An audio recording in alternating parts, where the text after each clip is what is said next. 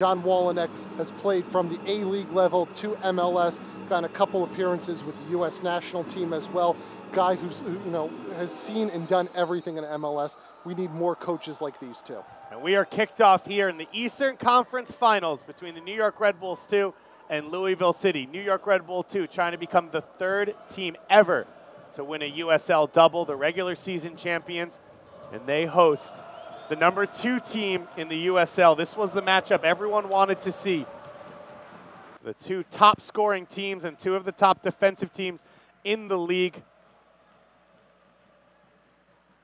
And a chance to face off here.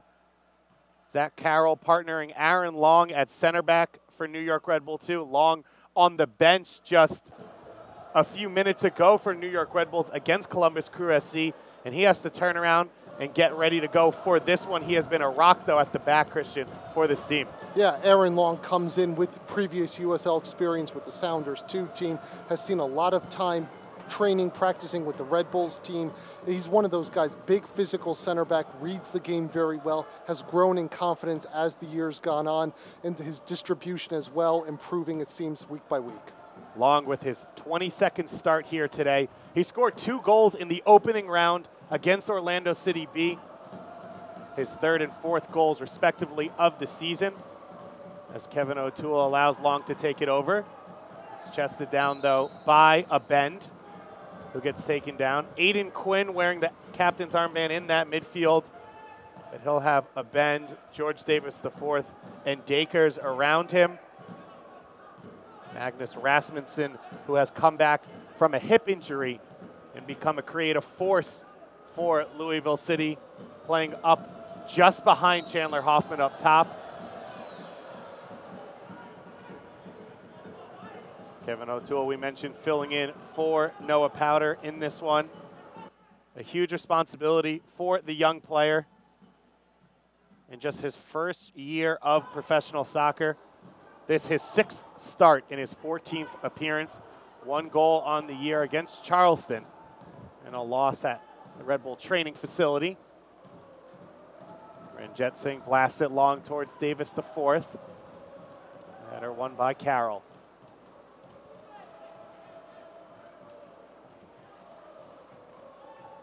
And Christian, New York Red Bull 2 put up 3 goals last game, but it wasn't the offensive performance we've become used to. They've been so free-flowing and dominant. Rochester really troubled them. Florian Velo only playing about 60 minutes in that one. Etienne Jr. getting a goal, but otherwise having a quiet game. How does New York get back to what's made them so successful? Well, I think it's just continue to do what they tried to do against Rochester. Rochester's a team that stymies things, bottles things up, really clog it up in the middle. We talked about stylistically the challenges of this game. Rochester provides that kind of challenge for Red Bull too. Rasmussen with the tackle in the open field on Tyler Adams.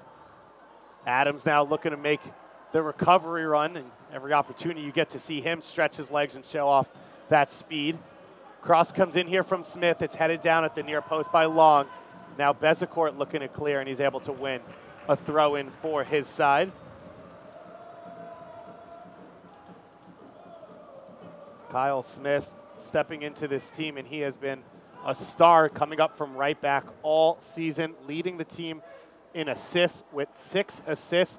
And what a story he has been. He failed to make the team in an open tryout last year, Christian. Went back to Cincinnati, worked an accounting job, came back this year, and is able to take over and become the starting right back, leading the team in assists. And on top of that, replacing Brian Burke, who was Defensive Player of the Year last year. Those numbers add up well for the former accountant, don't they? Well said. Etienne Jr. now back the other way. Can't get commentary like that anywhere, David. And the ball gets knocked out, and it'll go out for the first corner kick of the game. Sean Reynolds putting it out on the recovery run to help out behind Smith. It'll be Bezecourt to take the corner kick, the first set piece of the game for either team. Right there on that far side in front of the Coopers. Red Bull 2 so dangerous on set pieces. We saw that 2 weeks ago. So Bezecourt's left-footed service will be put in here. Curled into the box. It's headed down by Long. Still alive for Carroll. His slide, he's able to win the ball, and then the foul called against him. Our head official today, Nima Sagafi, making the call. his 2 assistants, Jeffrey Skinner and Jovelyn Borey, and our 4th official, Matthew Kreitzer, this afternoon. Greg Granjetsing has been phenomenal in the playoffs. I mentioned 210 shutout minutes. This now his 20th start of the year. He didn't come into the season as the starter, but Scott Goodwin, who was the starter last year, announced early on in the season that he was going to go to Harvard Medical School, finish his soccer career, and move on. Goodwin is actually here today to watch his team play in one of their biggest matches ever, as Rasmussen's shot is blocked away by Long and out for the first corner kick of the game for Louisville. What a clever turn there from Rasmussen, though, going to his left foot, being able to force the corner kick. That is the danger that Louisville brings with their possession. They also move the ball very quickly in the final third. Shortly taking corner kick. Louisville trying to find a way to get the cross in. It's headed away by Allen. Now a chance to shoot. Dakers' shot is blocked. Still bouncing around on the top of the box. Dangerous moments here for New York Red Bulls too. Cross played in and it's cut out just before the feet of Chandler Hoffman. And 7 minutes in, I think it's safe to say we've seen very few teams that have come out this strong against Red Bull 2, the way that Orlando's moving the ball, in particular committing numbers early on in the match.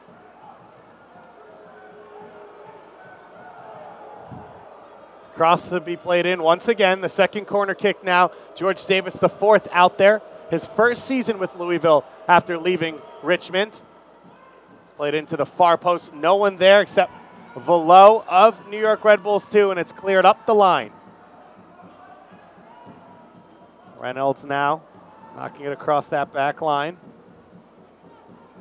Paco Craig pushes it wide. Davis, the 4th on it once again, going one-on-one with Najem. Najem's finally able to tackle it away. Najem really having grown into that right back position. Bit of a central midfielder when he came into this team, but somebody who I think is comfortable pushing forward, committed to getting better defensively, still needs to do some work in 1v1 situations, but you see week in and week out his development and his growth at that right back position. For Coach Wolenek, this team, 16 shutouts, number 1 in the league, 1 away from tying Rochester's record from last year. A large part of the season, they didn't have fullbacks. And he finally was able to find a place there for David Najem. Tyler Adams playing a few minutes there, and then an academy kid on the other side. But it's been a really impressive performance for Coach Wolenek to be able to get this defense at the level that they've been playing at. Oh, without a doubt. I think you also look at Conrad Pleva going down like he did in the middle of the season, the constant flux that they've had with the back four, Aaron Long being signed to the MLS roster, being loaned down. There's been a lot of changes for that back four, but the one constant for the most part has been Ryan Mira, his communication, being able to hold things steady, and we've seen a consistent trademark of this Red Bull 2 back line has been their compactness. They don't get pulled apart by movement. They stay dedicated to their shape. Smith puts it back out of bounds again. Thrown in quickly into the path of Allen, who gets the cross away, and it's cleared. Dakers now looking to hold it up for Louisville City. Good work between him and Smith, and then it's turned over.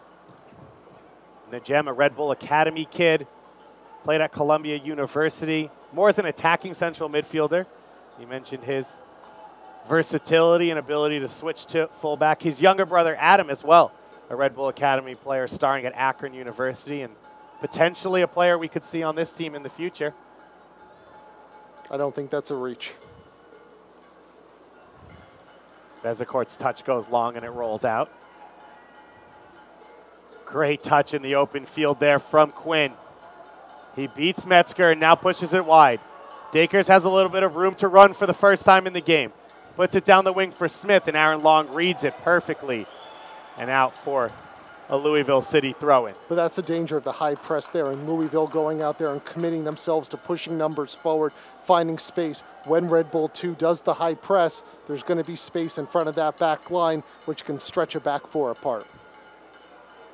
Another corner kick coming now for the purple side. Louisville City FC, a little bit of experience in these moments in just their second season their second straight trip to the conference finals, and they want to go one step farther. They know they have the opportunity to host the USL Cup final if they can get a victory. Quinn plays it into the near post. Najem knocks it away. Davis is the fourth, touches long, and it rolls out of bounds. You can visit USLsoccer.com for full coverage of the 2016 USL Cup playoffs, including feature stories, video highlights, stats, and much more. That's USLsoccer.com. Swope Park Rangers at home last night, getting a 3-0 victory over Vancouver Whitecaps 2. And so they are making their first ever appearance in the USL Cup final. And the question is, which other new debutant will they see? New York Red Bulls 2 or Louisville City? Quinn with the free kick, dropping into the box. It's headed over Mira and in. The opening goal to the visitors. Louisville City FC takes a 1-0 lead. What a delivery there by Quinn, sending this ball into the box right in front of the 6-yard box. Oh, tremendous back of the head by Paco Craig. Paco Craig with just his second goal. What a goal of the season, looping over Mira's outstretched hand. And Louisville City does exactly what they want to do. They take a 1-0 road lead here against New York Red Bulls 2. And when you look at the way they came out, the opening 10 minutes, 11 minutes of this match really stayed committed to the possession, moving the ball a little bit faster than we've seen so far this season from them, really trying to get beyond that high press from Red Bull 2, staying to their game plan, keeping the possession, building out of the back four. And David, this is something we haven't seen now really very much this season for Red Bull 2, going behind early. So want to see, how do these guys respond? Certainly they have the quality, they have the attacking chops to be able to put a couple goals into this match. But right now, coming back, they've got 78 minutes. How are they going to respond? Louisville City FC have gone 222 minutes in the postseason, and they have not conceded a goal. New York Red Bull 2 will have to make that happen. They trailed twice against Rochester in the last round, 2-1 and 3-2, and they were able to come back both times to notch it up even.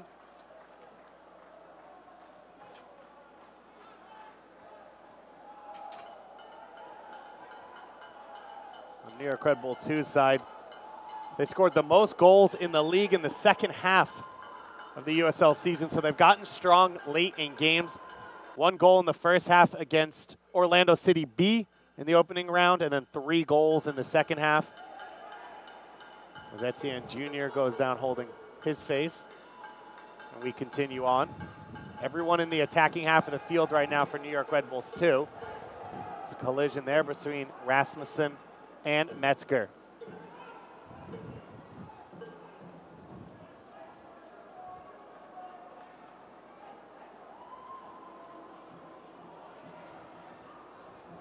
Adams and O'Toole trying to link up. This now the first lead this season for Louisville over New York Red Bulls 2, as they lost in getting shut out both times, 2-0 and 1-0. You have to think these opening 15 minutes, Christian, have gone perfectly for James O'Connor. Oh, without a doubt. The way that they've kept their shape, they've really limited Red Bull just a couple of half opportunities so far this match. And then offensively, said it just a few moments ago, their ball movement, the precision of the passing, not having any kind of cheap turnovers in the back third, really has been impressive with the way that they've come out and executed their game plan. And I think unquestioned for people who have watched this league, they have been played the prettiest soccer over the course of the season, the way that they've been able to pass and move and build up. And so it's what you'd expect from their identity, but you still never know what's going to happen when you go on the road against a regular season champion in such a big game. Long pushing it wide to Zach Carroll. His pass intercepted. Another mistake for New York Red Bull 2 in the back. And a Ben trying to launch the attack down the side and intercepted by New York. Red Bulls 2 trailing early at home here in the Eastern Conference Finals of the 2016 USL Cup playoffs. winner of this one will host the USL Cup final next week. That's 8 p.m. Eastern time. You're in either market, and if you're not, it'll be on ESPNU live. So make sure to tune in for that one. Swope Park Rangers going on a phenomenal run to get themselves in from the Western Conference. Ranjit Singh with the punt. Dakers flicking it on and long intercepting. Ben trying to bring it down. He almost finds the feet of Hoffman before Adams intercepts. And now back to Ryan Mira. Mira out of Fordham University, a New York Red Bull draft pick, getting 23 starts here this year, and he hasn't been beaten in a lot of them. Less than a 1 goal per game average against, but beaten early. Nothing here. you could do about that goal from Paco, no. Davis the fourth going down the wing. New York Red Bull 2 with 5 or 6 players converging on Rasmussen there.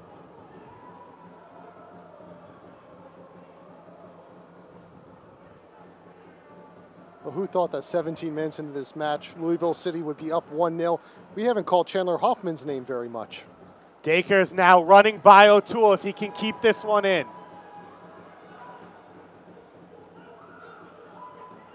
Gets it to the feet of Smith. Smith now cutting infield. It goes back wide to Dakers. Dakers will put in an early cross, and it'll be cleared by Long. And how much, Christian, does this change the way these two teams play? Because we know New York likes to press high. Does Louisville play it a little safer in the back since they have a lead and not risk maybe building it out of the back as often? Well, I think if you're, especially from the Red Bull 2 perspective, they're a team that likes to move the ball quickly. May become, we've already seen a couple of times now, they've gone very direct, almost in a panic mode, need to settle things down, build up their possession. Their opportunities will come if they continue with their high press. Louisville able to turn over New York in their own half. For an option in midfield, Rasmussen wide to Davis the fourth. Plenty of space here to work in for Magnus Rasmussen. Dakers coming in field. He's going to get a shot away, and it's taken easily by Ryan Mira. Good ball movement there, and so much of this is centering around Rasmussen, his ability to hold the ball, create space for himself. Here, sending the pass from Dakers from about 25 yards out. Good shot from distance right at Ryan Mira, but Rasmussen kind of being that conduit, that funnel, who's just slowing things down, creating some space, making that pass, freeing up his teammates. Ryan Mira knows Kadeem Dakers pretty well. Dakers from Rosedale, New York. Just in Queens, across a couple rivers. He played PDL for the Jersey Express, which plays at NJIT just down the street. Ryan Mira playing PDL for the Jersey Express as well. So Dakers a chance to show off back at home in this one.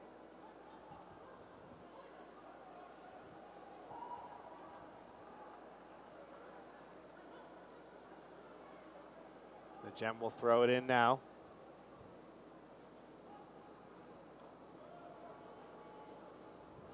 Here you said it, Chandler Hoffman, a quiet game so far for the big-time goal scorer. He had a tough job coming into this season. His first year with Louisville, replacing Matt Fondy, who set the record for goals in a season that still stands. But Chandler Hoffman knows a thing or two about scoring goals. 121 goals in high school. In one season? In his high school career. Still pretty impressive. Dakers cutting in field. They look for the 1-2. Quinn has been phenomenal in midfield so far. He played the pass. He has the assist on the lone goal, as Smith is able to intercept that. And Red Bull 2 right now, just really out of rhythm. No build-up, trying to look to spring. Too many attempted through balls, a lot of long balls. This does not look like Red Bull 2 that we've gotten accustomed to throughout the regular season and the first 2 matches of the playoffs. Mentioned all the records this New York Red Bull 2 team has set, but none of it matters. It's win or go home time in this one-game knockout postseason for the USL Cup Championship. Long heading that one away, and New York with almost all numbers back defending. Don't have much of an outlet right now besides Brandon Allen. Etienne Jr. trying to put on the high pressure. And Louisville just so patient in their build-up, knocking the ball around. Look at all that space. And Louisville, here, coming in here, they are 11-2-2 on the road this season. More successful than they've been at home. And for New York, we've talked about it all season, only 8 wins at home, 13 wins on the road. So this actually sets up pretty well for Louisville. The narrative is certainly holding right now.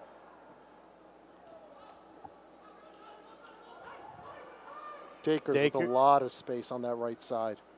Can't find a teammate with that pass. This one misplayed by Reynolds. Etienne Jr. trying to start the attack the other way. He's had a quiet game so far. He looks for the long ball over the top for Velo. It bounces wide, but Velo's able to get on it in the box. But no one inside the box. And Ranjetsingh dangerously chesting that one down, but finally taking it at the feet of Brandon Allen. Shades of Chilavert back there. Stay up to date on the latest from the USL Cup playoffs by following the league on social media. You can follow the USL on Facebook and Instagram for results, news, and video action from these playoff matches. You didn't think you would hear a Chilavert reference, did you? I never know what to expect with you, Christian. All I know is you're going to come and perform at a conference final level. And I know every match you're going to be my Sasha Kleshtin and be the playmaker each and every time. Sasha Kleshtin getting replaced out here by Florian Velo, Vincent Bezecourt, and Derek Etienne Jr., and we are just as excited to watch them play. They have had a special season, to say the least, those young attackers. O'Toole, the line, and Velo's pass intercepted. Another cheap giveaway from Red Bull 2. Louisville City looking very comfortable here in these opening 22 minutes. The lead right now through this man, Paco Craig. His second goal of the season off Aiden Quinn's free kick. New York Red Bull 2, you have to say, haven't had one clear-cut quality goal-scoring chance so far in this game. Well, they're not even winning the second balls either. Louisville just absolutely stifling them. If they lose the ball, they're quick in possession. They're almost the team playing in the higher press. Dacres again, loads of daylight. Dacres out wide. He plays another early cross in. And then gets the second ball. Ben plays it in for Dacres. Dacres getting into the box. Going to get his first touch right, and Long knocks it away. Guy Ben now able to shield out for a deep throw-in in the New York Red Bull 2 half. And Kevin O'Toole having some struggles down there on that left flank. Young player, tremendous upside, someone I fully expect will be part of the MLS team someday, the way his career trajectory is going, but having some difficulties with the speed of Dacres and the movement of a very good Louisville midfield. And he replaces Noah Powder as this one goes out for another corner kick, who has 11 starts and 20 appearances. Powder struggled heavily, though, we saw here against Dacres in the first matchup. Now O'Toole, an even less experienced player, forced into that dangerous matchup. Well, it is a dangerous matchup because Dacres brings a lot of speed, but a very serviceable right foot down the flank. Good quality movement on and off the ball. A corner kick coming here. Quinn's already got one assist this evening. It'll be the left-footed service played in on the near post, headed down and wide at the far post. It was the other center back this time, Sean Reynolds. But Paco Craig was right there too. Getting a touch on that one. But great delivery here from Quinn. Swerving ball into the box. Again, Ryan Mira unable to make a play on it. Never want to see, if you're a goalkeeper, that ball bounce inside of the 6-yard box. And it was the left back, Tariq Murad, who got the touch on that one. Just 24 years old, looking for his second goal of the season. Velo's had a quiet game, as has Bezecourt and Brandon Allen. I don't know that he's really gotten a touch on the ball so far. Has a center forward who's got 17 goals so far this season. Davis the fourth with the big switch of the field. Dacres down the wing for Smith. Smith puts in the early cross. It's touched by Carroll on his own goal. and taken by Mira. And that's the danger of Louisville's outside backs, pushing forward the way that they do, the service, the overlapping runs. Louisville's movement, probably among the best in the USL, if not the best team in terms of the way they support, the way they overlap, very, very nearly leading to an opportunity, perhaps an own goal. What a switch of the ball by George Davis IV to open up that attack. We mentioned New York Red Bull too. They love to pressure, send a lot of numbers to the ball. The Gems cross now is blocked. Murad trying to save it, and Ranjitsingh is able to, so no corner kick for New York. Ranjitsingh getting his first ever call-up for the Trinidad and Tobago national team over this last international break. Didn't get any appearances, but it shows you the quality that's in the USL. We mentioned it with New York. Derek Etienne Jr. and Junior Flemings both on the preliminary Copa America rosters for their respective countries, Haiti and Jamaica. Ranjitsingh, one of a number of players that were called up over this most previous international break. Yeah, Ranjitsingh's a player with tremendous reflexes, produced a number of big saves throughout the season. Needs to work a little bit on his discipline, on his positioning. His footwork still needs to grow and develop, as well as his distribution. But you talk about having the tools in place, watching this guy throughout the season, one of the top goalkeepers in the USL, and I think he's going to be someone who could very easily stake a position with the Trinidad and Tobago program down the road. And we talked about Etienne, just got a call-up from Haiti, didn't appear with the full national team, but it seems that he's headed in that direction. Young product out of UVA, creative player. Yeah, Hurricane Matthews causing a lot of disruptions with the last round of what would have been Caribbean Cup qualifying. Ranjitsingh for a goalkeeper, Christian, only 23 years old, and that's what's so great about the now multiple opportunities there are to play around the United States and Canada. So many chances for young players to get professional playing time. Etienne Jr. showing off his skills, but then puts it out of bounds. And we oftentimes think about the impact on the under-17, under-20 national teams, but also for other countries throughout this region to be able to send their players. We've seen so many Canadian players, young players on Toronto and Montreal come in here this year, be impressive, and just goes down to the Caribbean and Central America as well. Dacres holding his chest down on the ground right in front of his team's bench. There hasn't been much work so far for Nima Sagafi, our head official. He's talking to Dan Metzger, who's the one the foul went against coming through the back of Dacres. Yeah, so far through the opening 28 minutes of this match, Sagafi's really done a good job in terms of just letting it play. There's been some physical play, a little bit of chippiness, but realizing this is a conference final, letting the guys go out there, just play, whistling when need be. But so far, it's been a good start to the match for the man in the middle. Reynolds will take the free kick, and he goes to Dacres immediately. And that's a tough thing for me to say as a former intramural all-star to say that about any referee. Actually, what a coincidence that you bring that up. We'll get back to it in just a second as Dan Metzger pushes the ball up the field. New York still looking for a little bit of a spark to their attack.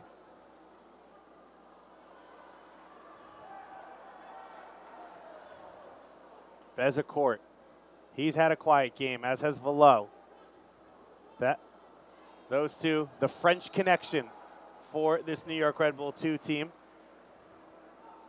But Red Bull 2 has to start playing the ball faster. There's going to be opportunities. There's going to be space with the way Louisville has been pushing up the numbers. But right now, very slow in terms of their buildup. A giant collision between Dacres and Long. It'll be a free kick in favor of Louisville City. No card coming out against Aaron Long, but almost an exact same free kick that led to the goal. Once again, it'll be the captain, Quinn, sitting on 1 assist, and he'll look to set his teammates up as George Davis IV gets punched in the face by the referee, running over to potentially be a decoy or a little bit of support. Can New York Red Bull 2 do better? Louisville looking to double their lead. And this time Mira comes out, he punches his own teammate. And Zach Carroll goes down to the ground immediately. But another tremendous ball being swerved in from Quinn right there on the edge of the 6-yard box. A little bit of a melee in front of that area, causing Ryan Meara to have to come out and challenge. But again, another solid delivery from Quinn. So Zach Carroll down, and actually right next to him, Aaron Long, the other center back, down. And we see Tim Schmoll warming up there for Red Bull 2. And Schmoll and Pleva, both options to come on. They came on in extra time last game. Schmoll in place of Carroll, who actually picked up a late injury in that one. With a little bit of fatigue, Coach Wolonek said he wanted to make a sub, and Pleva came on as a penalty kick shooter. And it looks like Aaron Long is up, so that would be a good sign for Red Bull 2. Zach Carroll just sitting up as well, perhaps a positive. But that was a nasty collision there. Carroll kind of getting sandwiched between a couple bodies. And you mentioned your esteemed college soccer career at a varsity level, and you played at Montclair State University, and that will be the site of next year's New York Red Bulls 2 home game, Pittsburgh Soccer Complex. So this could be, if New York Red Bulls 2 lose, their last ever game here at Red Bull Arena. It is, and it is really no coincidence that after I leave, Montclair State University becomes a nationally ranked program at the Division III level. And it should be a great facility, though, and a great opportunity for both the school, the area, and New York Red Bull 2 going forward. Without a doubt, it's going to be great for both programs. I think for Red Bull 2 to be able to call place home, to have a facility that's very much fitting, and putting it in a soccer-rich area, Montclair, Clifton, home of Danny Zatella, and so many great soccer players at the Division I level. Matt Miazga, of course, who got his first start yesterday with Vitesse, but be able to have it in that arena, in that setting at Montclair. And then for Montclair State to have probably the best Division III soccer facility with the upgrades that they're doing with the fields. It's going to be a Division I level program there in terms of the facility. So it's a win-win for both. Don't forget to get involved here today. Share your 2016 USL Playoff comments, pictures, and videos on Twitter using the hashtag USL Playoffs. We will check those out at halftime as well. If you have any questions or comments for us, hopefully not from us, as we should be focusing on the game and working. Dan Metzger, a little frustration for him, Christian. He's had a foul called against him. He's had a couple turnovers, maybe his best ever performance at this level last week, and you could see maybe a little bit of a down, a tip coming off that climax, off that incredible performance for him today. Yeah, it has been, and it's very obvious that Louisville is doing their best to try to take him out of the build-up component of the midfield. Metzger is so important in winning the ball, but also then spraying the ball out wide, closing down, not giving him an awful lot of time. And Rasmussen, no, he wears that number 10, but has been so important in the defensive work for Louisville. The gem is down behind the play as Carroll collides with Davis the fourth, and Meara picking it back up, but it's good to see Zach Carroll healthy, back out there on the field. The gem limping away as well, too. If you're Louisville City, you have to notice you scored a goal off a free kick, and then Meara didn't look that comfortable, didn't get to the ball when he came out, ended up punching Carroll. So for Louisville, what are they going to do? Recognizing that, how do they take advantage of it? Well, I certainly think it's because of the committing the numbers to the box. Ryan Meara, an established goalkeeper at the USL level, loads of experience at the MLS level, both recently and at the start of his career a couple seasons ago. But throwing the numbers that they do, Louisville's a team that possesses good size at this level. So I think it's going to be one of those things, if they continue with their game plan, they're going to have their chances on set pieces, dead ball situations, and crosses into the box. Louisville once again gorgeously works themselves out of New York's pressure. And now a chance to get on the attack the other way. Dakers into the path of a bend. Long intercepts it once again and puts it out for a throw-in. Louisville's ability to play out of tight spaces and out of pressure. And moving the ball so quickly as well, the way that they're spraying it out, pulling apart the Red Bull back line. It was an Aaron Long interception here that kept things from, becoming a little bit more dangerous for Red Bulls too. But the speed of the movement of the ball has been very impressive from Louisville. Smith lays it back to Quinn. Quinn curls it in towards Davis the fourth. It's headed away by Najem. Below now able to turn and look up the field. He tries to blast it long. Handled well by Craig to get it to the feet of Murad. But three defenders back there against Derek Etienne. He had no chance. And even when Louisville makes a mistake, it still works out for them. As now Dakers gets it up on this right side. Quinn looking long for Davis the fourth, who gets behind the gem and heads it down and wide of that post. What a dangerous ball, but well-timed run there from Davis. Ball coming in over the Red Bulls backline, a backline that again is getting pulled apart. Davis picking them apart with this run. And we talked with John Wallenick before the match, and he was raving about Davis in terms of being a technical player, what he brings, his speed, his ability to read the game, and very nearly here setting up another good opportunity from the foot of Quinn.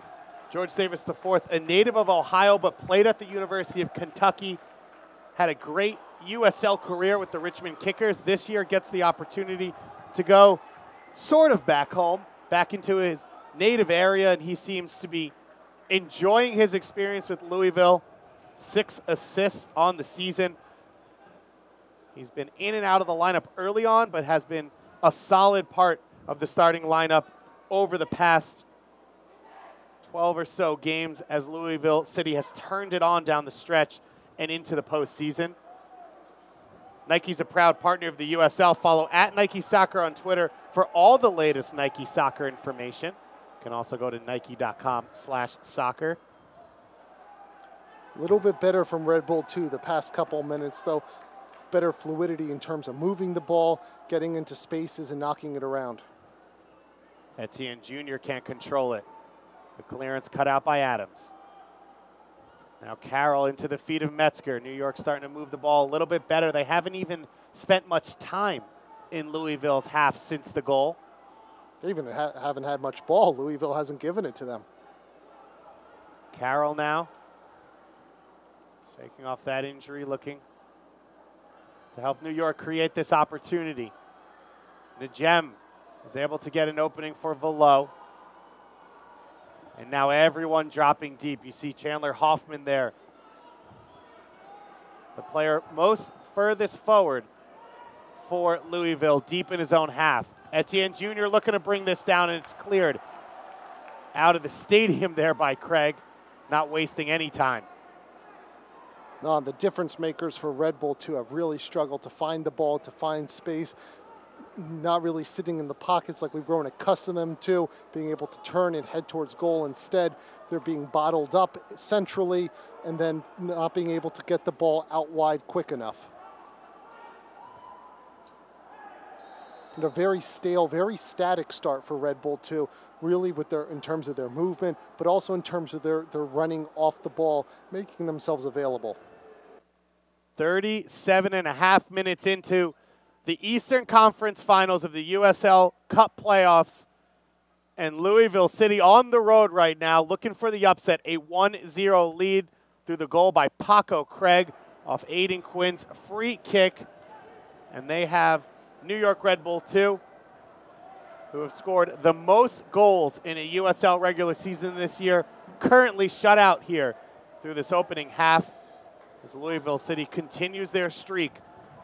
They've yet to concede a goal in the postseason, 2 games at home, and now once again showing off on the road. Florian Velo surrounded by 3 defenders. But look how far back Velo is dropping back in this game. He's a player who's at his best when heading towards goal, receives the ball instead with his back towards goal. Frustrating so far. Daker's able to turn New York over in a dangerous area. He goes by 2 defenders, looks for the cross, long pops it up in the air, and Mir able to take it. Kadeem Dakers continuing to be a positive force offensively for Louisville City. But the intelligence of his movement there, and perhaps a little too unselfish from Dakers. Kevin O'Toole forced to send the ball back to his center backs as there's just not much support up the field for any of the New York players when they're on the ball. Christian, how much do you think Louisville saw what Rochester was able to do last week? Even conceding 3 goals, they frustrated New York's attack in a way we haven't seen over the last 2 months. Yeah, Rochester's made it a very difficult match for them. Red Bull certainly having their opportunities and having the flow of play, but it was about 30, 35 yards out. That wall that Rochester set up, 7, 8, 9 bodies in front of the ball consistently, and we've seen Louisville do that tonight. Their ability to transition from when they have the ball to defensively has been very impressive. And Red Bull 2 is not able to spray the ball out wide, not finding any channels centrally. It's been a very difficult performance for them. Now, the question for me is, can Louisville keep this up for 90 minutes? Because they're exerting an awful lot of energy. Some point 70, 75 minutes into the match, if it's still 1-0, with what Red Bull 2 has offensively to put into the game, will Louisville be able to continue this hard running for a full 90 minutes? Louisville, of course, they have their 7 options off the bench. For the second straight year, James O'Connor brought every single player on the road for the conference finals. Of course, you can only dress 18 of them, and I mentioned Scott Goodwin, who's not even on the roster here today as well to support his team. That's what these two teams are playing for. The USL Cup final next week, Sunday, October 23rd at 8 p.m. Eastern Time on ESPNU. It should be a phenomenal one. Mike Watts alongside Kate McGrath and Heather Mitz. And Heather Mitz, one of the best in the business and sidelines, had the opportunity to work with her with Comcast Sports in Philadelphia, and her ability to understand the game and translate it as being a sideline reporter doesn't get better. So the question will be, where will they travel? Will it be New York or will it be Louisville? Bezecourt gets the shot away. The save made by Ranjetsingh. What tremendous reaction save there from Ranjetsingh. And Bezecourt very nearly helping to provide the answer of where this game might be played. It's going to take something like that to open up this game for Red Bull 2. Individual effort, quick release right there. Brilliant, brilliant shot by Bezecourt. Bezecourt, 7 goals on the season. And right here, Christian, almost making it 8. And that's the brilliance that he has with the quick touches, the ability to pull the trigger from distance. But Ranjetsingh doing so well with the reaction save, solid positionally. The closing minutes of this first half, Louisville City still yet to concede a goal here in the 2016 postseason. We saw Rochester winning the championship last year on defensive ability. Can Louisville follow the model this season? O'Toole able to get it up the field. Bezecourt looking for Allen. It's easily handled by Craig. And now all the way back to Ranjetsingh. It looks to go long for Davis the fourth. The Gem will let it bounce. The final 3 or so minutes of this first half. New York Red Bull 2, the 2016 regular season champions, hosting the conference finals, trailing to Louisville City, who are in their 2nd straight Eastern Conference championship right now. The difference, Paco Craig's 2nd goal of the season. Etienne Jr.'s cross is blocked. New York now starting to pinch numbers forward. Aaron Long going it over the top. And just too far for Velo, and it bounces into the safe hands of Ranjetsingh. But we're seeing Louisville now sitting back a little bit, getting a little bit more defensive as Red Bull 2's pushing forward with numbers. There's now more space there in the midfield. Red Bull 2 responding, moving the ball faster, quicker, with a little bit more authority, getting more second effort, and their high press really kicking in a little bit more. Davis the fourth now gets on the ball. He takes the long shot. It's taken easily by Mira, but good for Louisville, Christian, to at least get a couple seconds of possession here, as they've dominated the opening 35 minutes and now have been on the back foot in the closing moments of this first half. The Gem cuts in field. It's a dangerous back pass. Long pushes it wide. Aaron Long getting loaned up, as we mentioned, to the MLS team in these last few weeks, has gotten a couple 90 minutes of action in CCL play for New York Red Bulls. This pass along the wing eventually makes it to the feet of Davis the fourth. Back to Murad. Aiden Quinn has been almost perfect in this game. He's got the assist. He's pulled the strings offensively and defensively in that holding midfield. Dakers coming in field, looking to connect with Rasmussen. Now a bend. New York can't get the ball off Louisville City. And as, of course, I compliment Quinn, he puts this one out of bounds.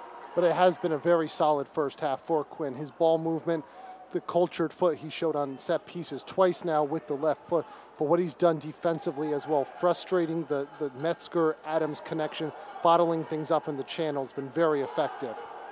It'll be a New York throw-in. Christian, Coach Wolenek there holding the ball. What's he going to say to his team if it goes into the locker room as we expect in a couple seconds at 1-0 Louisville? Well, you're not playing Red Bull 2 soccer is what he's going to be saying. This is a team that's made its mark on the high press. They're letting Louisville build up out of their back four quickly, getting into the midfield, and then very, very easily transitioning into the final third. It's just not what we've seen from Red Bull 2. They've got the guns out there. They've got the talent. Their movement's been stale. The back four has been pulled apart. But other than that, it's been okay for the first half. Louisville's played it absolutely perfectly. We are now entering a minimum of 2 minutes of stoppage time here in the first half of the USL Eastern Conference Championship. Paco Craig's header off the Aiden Quinn free kick, the lone strike that's separating these two teams. Swope Park Rangers waiting to find out if they'll be headed to Louisville or New York next week for a USL Cup final that guaranteed will have a winner who has never won a USL Cup before.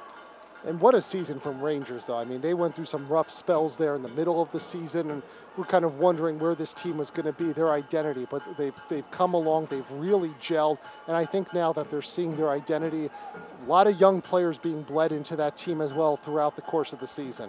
Chris Tierpak has come on strong, as well as Mark Anthony Gonzalez, signing a couple of USL veterans to help build out that new team as well, and Dane Kelly and Tyler Pasher. And as you mentioned, the Kansas City Soccer Brain Trust doing a fantastic job putting together that brand new team. Soccer City, USA? Some would say. We'll see if it's the home of the USL Cup Championship for the next year. New York is the home right now of the regular season championship. New York Red Bull 2 have some work to do. They're gonna go and win what would be a historic double. Orlando City and Rochester last year, the only two teams that have ever done it in USL's history. Metzger trying to go over the top towards Velo. It's knocked down for Bezecourt in the closing seconds here. And that'll be it for this first half. So Louisville City FC have never beaten New York Red Bull 2 in their history. They are halfway there with a 1-0 lead here at Red Bull Arena, trying to go on the road and win the Eastern Conference Championship to host the USL Cup Final. We'll be back in just a few moments with all your first half highlights here on the USL YouTube channel.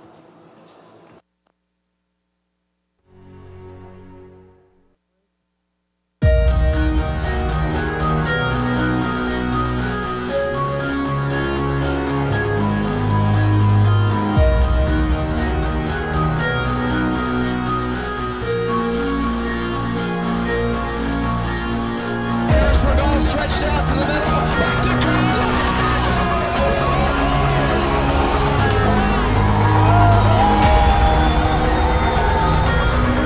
broke it up. There's a shot. They score! They score!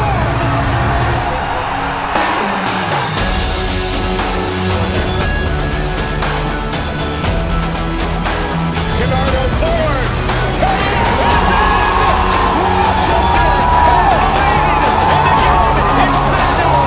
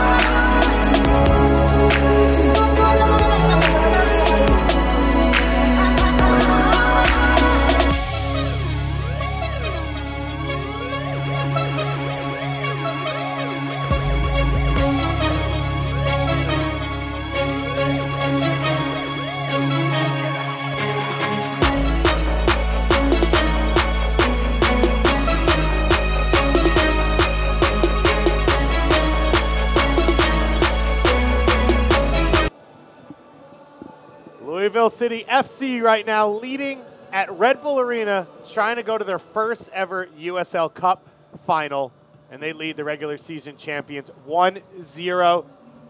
And Christian, let's go to the highlights and let's see how Louisville got this done. Yeah, it was a very strong start from Louisville off a set piece. I mean, just an absolute dream way for them to go up 11 minutes into the first half. It was without a doubt the way that they wanted to start things off. The USL Cup, we see there the Eastern Conference Championship, what they're playing for, and this was it. A gorgeous header from Paco Craig. The exclamation point, but overall a dominating half for Louisville. Gorgeous header from Paco Craig, but an equally gorgeous set piece there from Craig right onto the top of the 6-yard box in a first half that was absolutely dominated by Louisville. Their movement, the quickness of the ball, the way they were spreading it around, it was all one-way traffic. Red Bull 2, maybe with 2 half chances, but it was all Louisville, their movement, their quickness, their pace, their commitment to throwing numbers into the attack. Very impressive. The veteran Davis IV almost made it 2-0. New York had one bright spot in the first half, and it was this move from Vincent Bezecourt. The long strike, parried away. Greg Ranjetsing still yet to concede a goal this season. Yeah, Bezecourt is going to be one of those dangerous players. He can make something out of nothing. Red Bull 2 to get back into this game right now. If they're not into their rhythm, they're not into their flow, it may take a moment from a difference maker. Bezecourt or Florian Vallot. We haven't called his name out a lot so far. He could be that guy. Well, New York Red Bull 2 have some work to do. They host the conference finals. They are looking to see if they can move on and host the USL Cup final. We'll be back in just a few minutes with all your second half action here on the USL YouTube channel.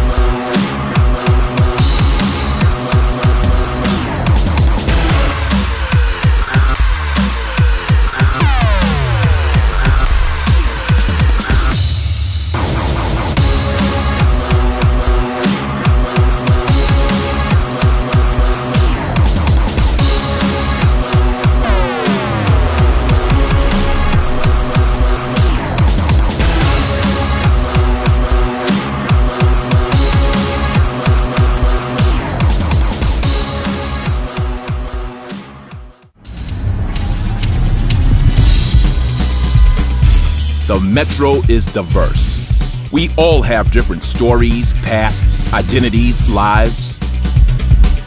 And that's what defines us. So when something is able to bring everyone together to believe in, it creates a bond that cannot be broken. Together, however different we may be, we have painted the Metro red.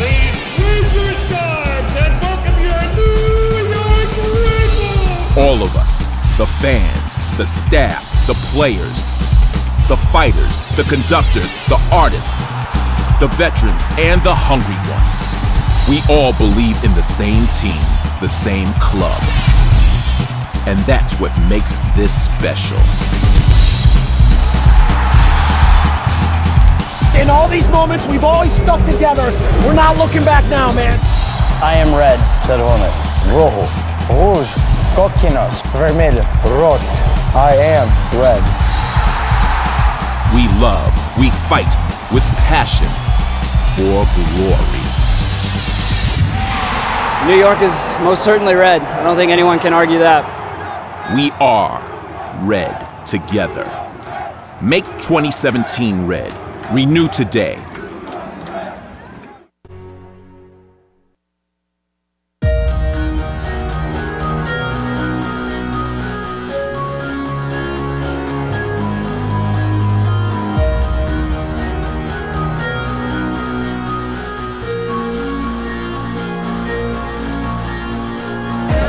Stretched out to the middle, back to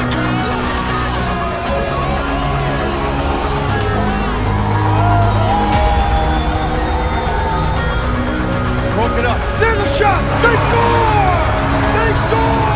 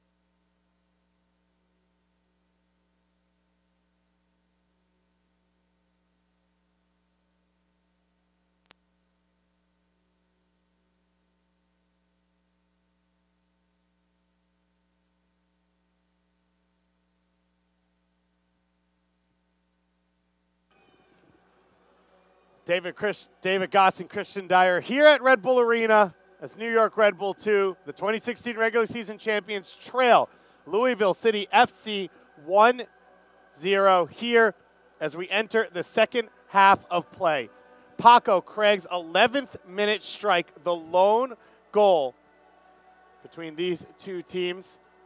As Louisville City look to defend that lead, they were dominant in the first half, outshooting New York 5-1, controlling possession as well. New York with 6 fouls to Louisville's 4. It's been close, Christian. It's been tense. It's been everything you'd expect in a conference finals, except I think a lot of people would be surprised by the scoreline. Yeah, I would have thought that New York Red Bull 2 maybe not having scoring a goal, but being more effective in terms of their movement, the ball, the quickness, everything just seems like it's stuck in second gear. And Louisville coming out incredibly impressive. We've seen this team, their consistency that they brought, coming in on a 7-game unbeaten streak. But it's just been absolute perfection from Louisville City. You have to say they have another 45 minutes like this, they're going to the championship game. Gregor Jetsing, who you see there in goal, yet to concede a goal in the postseason, 255 minutes. And he has been perfect, as has Louisville. Last year, they went to the Eastern Conference Finals. They lost 1-0 on the road to the Rochester Rhinos, leading on the road here against New York Red Bull 2 as we start the second half. And let's see what Coach Wolenek and Coach O'Connor have up their sleeves for this one. The turnover immediately to Dakers. He's looking for Hoffman in early. And Zach Carroll able to make it there before him. O'Toole saves it. His clearance blocked by Dakers. Bezecourt able to bring the ball down. He's got Etienne making the run. And his pass blocked out. Bezecourt, the best look of the first half. The only save. The only look of the first half for Red Bull 2. New York Red Bull 2, an explosive team. They scored 36 goals in just the second half of the regular season. And they're looking to find some of that attacking form. Velo trying to get by 2 defenders. He's able to, but George Davis IV sticks with it and finally clears it away. Well, a little bit of a better start here for Red Bull 2 in the second half, moving the ball quickly, switching from Carroll out into the right side from Najem, and it's going to be Velo, Bezecourt, those guys, the creative players who can get a little bit of space, especially as Louisville now will sit back and absorb more pressure. They're the ones who can break things down 1v1. New York Red Bull 2 now attacking the South Ward. The Viking Army and the Empire Supporters Club are here to cheer their team on. That one just a little bit too long for Najem. The scenes after the penalty kick victory against Rochester Rhino, one of the more special moments in the entire club's history. The fans celebrating as the players jumped into the crowd, Etienne Jr. and Adams. And what a moment it was, Christian, for Conrad Pleva. Everything he's been through, his time with this club, sickness this season, ability to come back and clinch that victory. A huge moment for that young player. A huge moment for Pleva, a huge moment for this franchise, not just New York Red Bulls 2, but in fact, I think the entire New York Red Bulls franchise, to see the way that this USL team has come together. They've played so many bright players on this roster, names who are going to be part of the U.S. national team down the road. We talked about Noah Powder with Trinidad, future MLS All-Stars in the making here, and by every standard, John Wolenek should be USL Coach of the Year, no matter how this match plays out. Hoffman tries to curl his run off, and Mir is able to beat him there. And I think the entire franchise has gotten behind this team. You see the Ginger Ninja down there, Dax McCarty, the team's captain, coming out to support so many players here in the stands, making their presence felt, just letting them know that they're all part of the same organization. I really think Pleva, when he went through, was the synergy for helping to bring these two organizations firmly under one umbrella. Yeah, and wearing the shirts. 2 teams, 1 club, bringing these two teams even closer together. We've seen Alex Mule, 5 starts to open his career here with New York Red Bulls 2, and then moving forward, becoming a permanent starter for Jesse Marsh. And that MLS side, we saw Sean Davis over the last 2 years get time here, and now he looks going forward to be a very big part of what New York Red Bulls have planned. And I think a bigger role next year for the MLS side with Tyler Adams, Alex Mule, we talked about Sean Davis, we talked about Derek Etienne, we've seen make the bench. So certainly there's going to be players stepping up from the MLS level, but you look at the job Bob Montgomery's done with this Red Bulls Academy team, there's going to be a whole slew of players ready to step up. We thought that the cupboard might be bare this year for Red Bulls too. Certainly not the case. Yeah, Noah Powder stepping in. We mentioned Kevin O'Toole and him, just academy players. Ben Mines, though, another player who has gotten some time with this team. Mason Deeds, who's gone off to Georgetown, playing with this side. Brian Saramago. A number of young academy players. Kazu Shigenobu making his professional debut. A lot of young academy players who have gotten a couple minutes here, similar to what we saw Etienne Jr. do last year, go off to college and return for what has been a phenomenal second professional soccer season. And looking down right below us, Red Bull Sporting Director Ollie Curtis is here. Rob Elliott's, who's the team's head scout. Also with Michael Hawley as well, who works with Ollie Curtis very closely on things in terms of squad development. So they are watching these players. There's going to be some changes for this Red Bulls team at the MLS level. And certainly you have to think some of these players are going to be ready for a more prominent role with the senior team. New York coming out of the gate strong. Najem's cross slapped off of Murad and out for a corner kick. New York Red Bull 2 trying to tie this one up. As Louisville City sitting on this lead. Ranjitsingh. He's down, so we will have a stoppage in play. As our head official, Nima Sagafi, goes over and he calls the Louisville trainer over to take a peek. Tim Dabrowski, the backup goalkeeper for this team. The only goalkeeper on the bench, as we mentioned, Scott Goodwin, no longer part of the program, although he is here for Louisville City. Dabrowski, just 22 years old. He's got 2 appearances all time in his professional soccer career. 2 wins that came in the last month. September 3rd in a 2-0 win against Richmond, as well as September 11th in a 1-0 win against FC Montreal. But this would be a massive loss here. Christian Ranjitsingh, as I mentioned, has yet to concede a goal in 261 minutes of playoff soccer. We saw the huge save he made against Bezecourt in the first half. And this, Christian, would be a terrible way to start the second half. But beyond just that big save, it's tremendous reflexes, good positioning. It's been his communication in the back four, keeping everything tight, being able to shout out, keep commands with defenders, and certainly good, from a Louisville perspective, good to see him back. So Ranjitsingh up, cheering on his back line as they now have the corner kick to deal with. It'll be Bezecourt to take. He goes low towards the top of the box. It's left for Etienne Jr., who rips the shot into the crowd. What a nice dummy there. I think that was David Najem who went in, but Ranjitsingh's back down on the ground.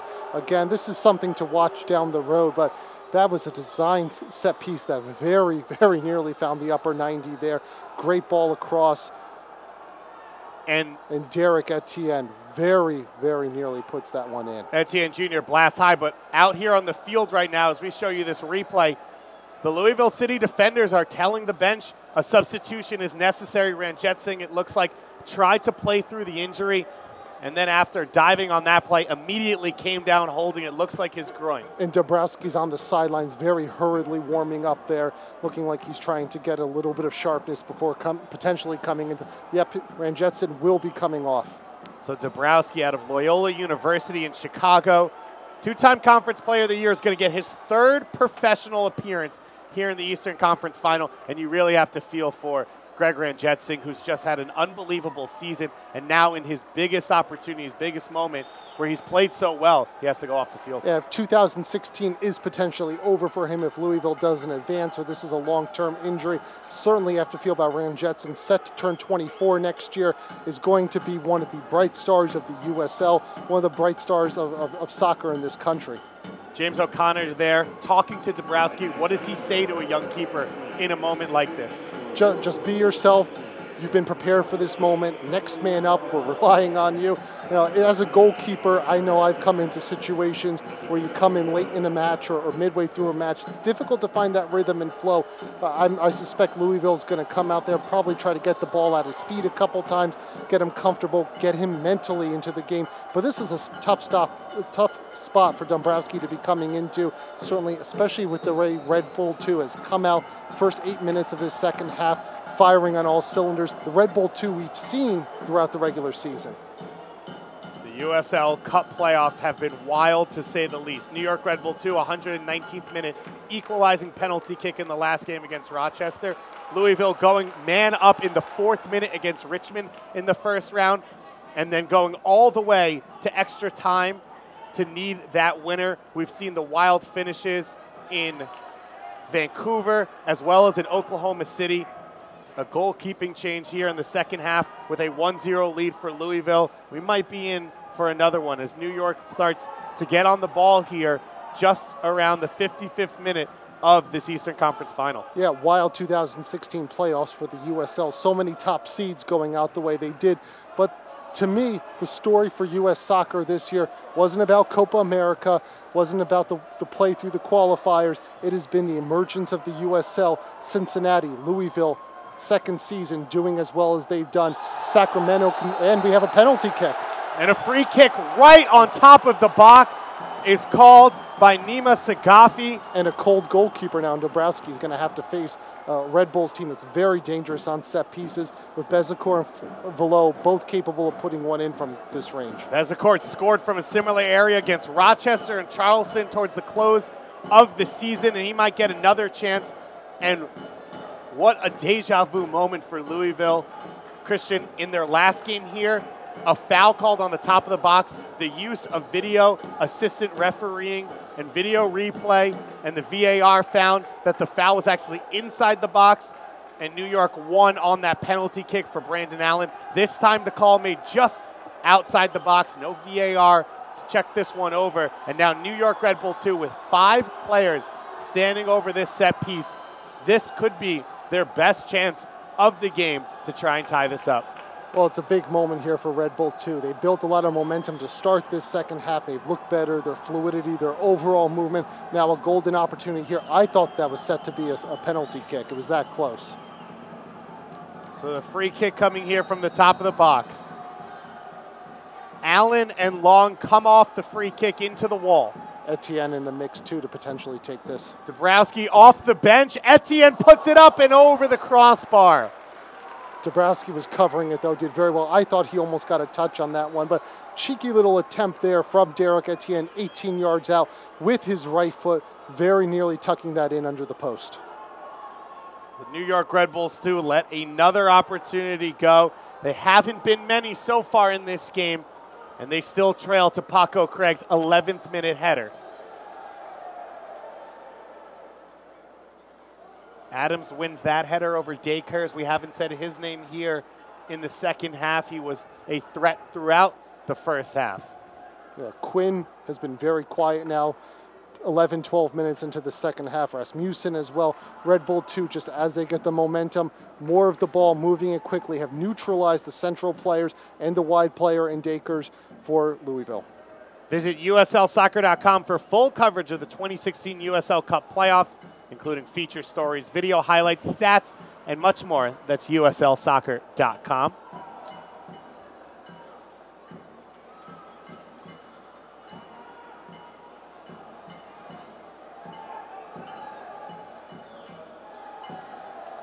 And that's a cold goalkeeper coming into the match. Louisville dominant in the first half, controlling possession, creating opportunities. New York Red Bulls 2, much stronger here in the opening 10 minutes of the second half, but Magnus Rasmussen trying to change that up. Davis the fourth is in on goal. He cuts back and pulls his shot wide. Oh, what a delivery, though, from Rasmussen to find Davis the fourth doing so well. And this is the danger here as Red Bull 2 pushes up. There's going to be a lot of space, about 30, 35 yards out from the goal. Davis the fourth very nearly icing. I think you say if Louisville puts that one away, this game is in command and they're heading off to the USL Championship. And you see James O'Connor right at the bottom of your screen Not a heavy reaction, but he knows what you do, Christian, how huge a 2-goal lead could be. And immediately he has Cameron Lancaster up off the bench. Lancaster getting a start in the first round of the postseason against Richmond ahead of Chandler Hoffman. Hoffman coming on as a sub after the red card. And the need for more attacking players. But Lancaster, 4 goals, 3 assists this season. Another dangerous player who can come on and maybe hit New York against the break as they push more and more numbers forward. And I like bringing in now an offensive-minded player, like you said, with more space in this game, what he can bring to the table in terms of good movement off the ball, but also some good, solid hold-up play as well, could be very important. The Gem puts the cross in. Dabrowski finally gets his first opportunity to take the ball down cleanly. And a big touch there from Dabrowski just to get his hands on the ball, just to feel the rhythm and flow. His other touch was the ball he sent straight out of bounds. So for a goalkeeper, so important when you come in to get an early touch, just to get the feel of the ball, just to get into the flow of the game. And we'll have to see what Coach O'Connor chooses to do with the addition of Lancaster. Hoffman came on early for Rasmussen in the Richmond game, just in the 30th minute, as Adams and Etienne Jr. Nice link up. combination play there from Etienne and Adams. We know Chandler Hoffman didn't get the start in that first game, but he's got 16 goals on the season. So we'll have to see who Coach O'Connor decides he wants to take off for the fresh legs. Murad going back towards his own goal, switches the field.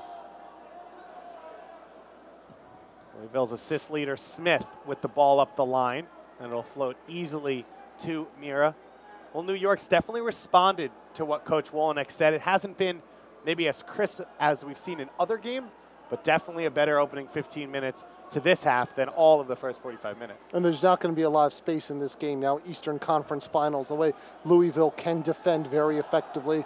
We talk so much about their possession style, but they are so tremendous in the back four, their shape, their compactness, the way that they've played as a unit so far this season, the cohesion that they've developed in that back four throughout the playoffs, not conceding a goal. It's going to be a difficult Louisville team to break down. Stay up to date on the latest from the USL Cup playoffs by following the league on social media. You can follow the USL on Facebook and Instagram for results, news, and video action from these playoff matches. Swope Park Rangers, the Western Conference champions of 2016, waiting to see where they'll travel for the USL Cup final. Currently, the flights booked for Louisville, but that may all change, as we'd expect with the way this USL playoffs have gone here in 2016. Paco Craig's strike off Aiden Quinn's 11th minute free kick. The lone goal so far that has Louisville headed to their first ever USL Cup final. Carroll looking over the top. Bezecourt's got some space. It gets closed down by Craig and puts it out for a corner kick. Great work from Craig to close down the space quickly. And now the substitution, will not be made. Lancaster telling our fourth official, Matthew Kreitzer, that he actually wants to wait, doesn't want to come on now. Bezecourt will take this corner kick. New York Red Bull 2 looking for the equalizer. It's curled in. It goes through everyone to the far post. Etienne Jr. trying to lay it up for Metzger, and his shot is blocked away by Dabrowski. Etienne Jr. now on the ball looking for some space. The second shot blocked by Smith this time. What a big save from Dabrowski right there. Through a crowded box, parrying it away. New York Red Bull 2 continuing to generate chances here in the second half, and this time, Christian, it's Dabrowski's work, and he steps up. I thought that was very nearly a handball there from Paco Craig, but Dabrowski doing so well. Again, not seeing it to the last moment to push it away. And then Derek Etienne, one touch too many perhaps, shooting it into his teammate. And New York Red Bull 2 will make their first change of the game. Conrad Pleva just stepping to the midfield line and handing the fourth official a piece of paper as Dabrowski gets out and is able to control that semi-cross from O'Toole. It'll be interesting, Christian, to see what Coach Wolenek chooses to do. Does he go with a formation change, or does he go like for like or shift someone around? He's got a lot of options, we know, because Pleva has played in 3 or 4 positions this season. Yeah, and you wonder if maybe Pleva's going to come in and then they're going to shift someone, maybe Najem, go with the 3-man back line, Najem moving forward into maybe a more advanced midfield role. To me, one of the candidates you might see shifting out could be Tyler Adams. Been a little quiet in this game. Perhaps Najem can play that central role. So Coach O'Connor will go like for like. Cameron Lancaster will come on for Chandler Hoffman. Hoffman's Eastern Conference Championship is over. The Birmingham, Alabama native coming off 15 goals so far in the season. In place of Cameron Lancaster, London, UK native with 4 goals and 3 assists on the year. And for New York, Conrad Pleva coming on for Kevin O'Toole, the young academy player at left back. And so we'll see what this means for Coach Wolenek. It could be a like-for-like shift. It seems like Najem maybe will move to left back and Pleva will go in at right back. It looks like maybe Zach Carroll might be at right back, which would make a bit more sense potentially if they decide to switch there. Pleva as well has played a fair amount of right back. May not bring quite as much offensively, though. Carroll with the mistake, able to recover. Now New York trying to get it under control, and they do. And first touch of the game here for Pleva. Pleva put home the 5th penalty kick of the last round to seal the victory over Rochester Rhinos. He's the all-time minutes leader in New York Red Bull 2 history. Seton Hall alumni, and he earns a free kick here in a dangerous area for New York. Things getting just a little bit chippy in the match. 10 fouls in the first half. Starting to rack up here in the second half. And Christian, New York's been dangerous the last few set pieces. Etienne Jr.'s shot, as well as the last 2 corners from Bezecourt. This might be a good opportunity there for Bezecourt to do an in-swinger there, right about that 12-yard area. Pleva, big body, long, Carroll, all effective on set pieces. Bezecourt with his favored left foot and Etienne Jr. his favored right foot. Davis the 4th in a one-man wall. New York Red Bull 2 still looking for the equalizer here in the 66th minute of the Eastern Conference Finals at Red Bull Arena. Bezecourt steps up. He curls it to the far post, and it's just past the reach of Tyler Adams.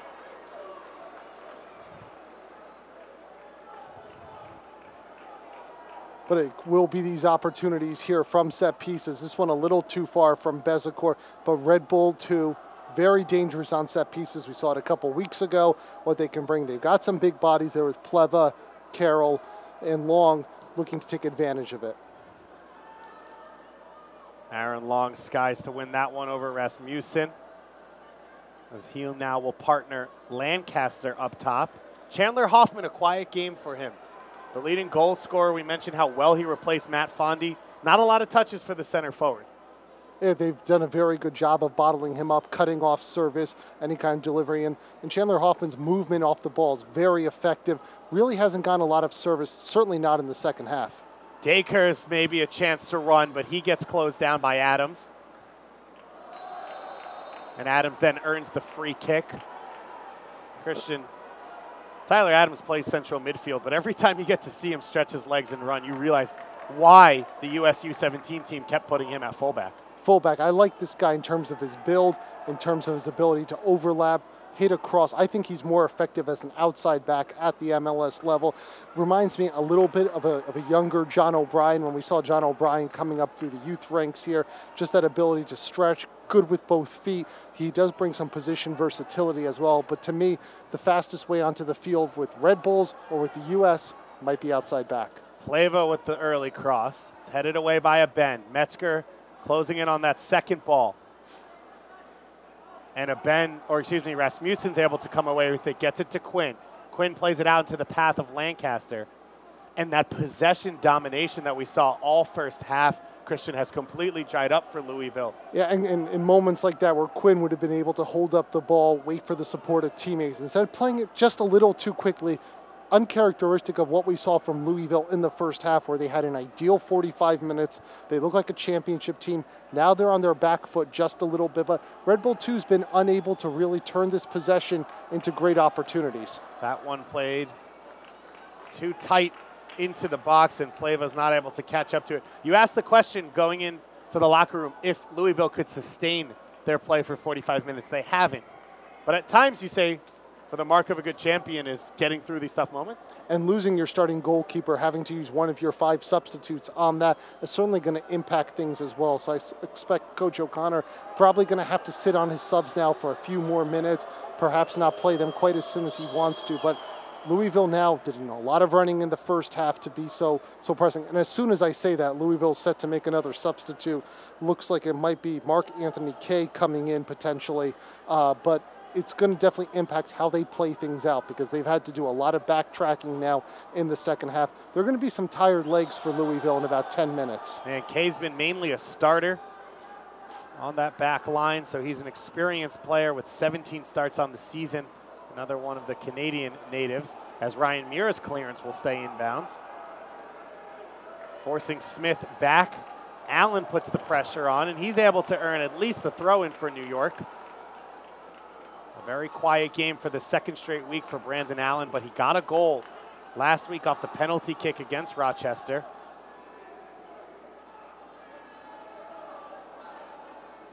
New York now, like Louisville did in the first half, trying to knock it around.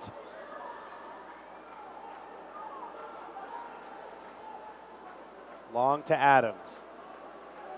Adams surveys the field up the line to Najem. Etienne Jr. with the one-touch pass. Najem now will switch it towards Plava, and another poorly hit switch field pass, and that one will roll out of bounds. So it'll be Kay coming on for Kadeem Dakers. Dakers with the winning goal against Charleston last week. One of the best players on the field 2 weeks ago against Richmond. The Rosedale, New York natives evening is done. And I like what Kadeem Dakers brought to this game, stretching the field, using speed, always very smart in terms of his choices on the ball, but his movement forward, off the ball, very intelligent. Did some good tracking back, but Kay's going to bring in a player with a little bit more defensive bite, a little bit more defensive responsibilities, well suited for this game. And a game where in the second half, Louisville isn't getting as many of those second balls. He brings a body and a presence that can certainly add up to all that and helping to sustain possession just a little bit more. Share your 2016 USL playoff comments, pictures and videos on Twitter using the hashtag USL Playoffs.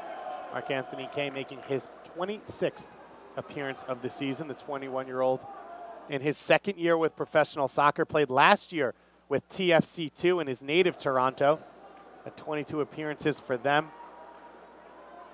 He was a former member of the TFC Academy.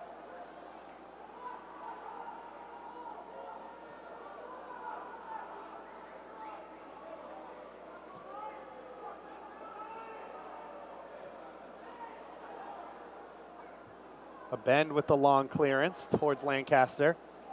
He and Aaron Long in the battle. Long able to come away with it up the line towards Najem. Najem trying to play it into space for Etienne Jr., and Reynolds easily able to get over there, and he shields Etienne Jr. off the ball and out for a goal kick. We've seen some flashes from Derek Etienne in this match, but not finding a lot of space down that left flank. He's had a couple of half opportunities on that set piece, very nearly equalized early in the second half for Red Bull 2, but it's been a frustrating performance for Derek Etienne. New York Red Bull 2 have a few options off the bench. Coach Wolenek feels like he needs attacking help. The biggest of them, Stefano Bonomo and Zumana Simpara. Simpara might be the better one in terms of build. Stefano Bonomo has a hold-up players type of build, but prefers to run the channels, run those lanes as we see the press coming in, leading to a turnover. New York Red Bull 2 haven't been able to create many mistakes for Louisville in the press, but they only need one as we enter the 73rd minute of play. Paco Craig's 11th minute goal, standing up right now as what could be the strike that wins the USL Eastern Conference Championship. And that was a tough touch right there from Kyle Smith. The ball just getting away to him, but very solid from Kyle Smith this match. His positional responsibility as right back, some good solid defending and discipline. Etienne Jr. earns the foul now, as George Davis IV can't believe the call for not the first time this game. I thought that might potentially be a card right there. It was hard to see at first glance, but looked like he went in through the body of the player, studs up. And New York Red Bull, too, have wasted some phenomenal opportunities off set pieces in this game, Christian, and that might be something they look at if they're not able to get a goal and get back in it. This, another good opportunity. Yeah, they've definitely had some good looks before early in the first half. Etienne just going inches over the crossbar, a little bit too delicate of a chip, but there have been some good set pieces from Red Bull too, a trademark that they've had so far this year. A long conversation between Brandon Allen and Bezecourt. It'll be Bezecourt to take it. He clips it up over the wall to Velo, and the header's in! And the crowd goes wild! Tim Dabrowski beaten.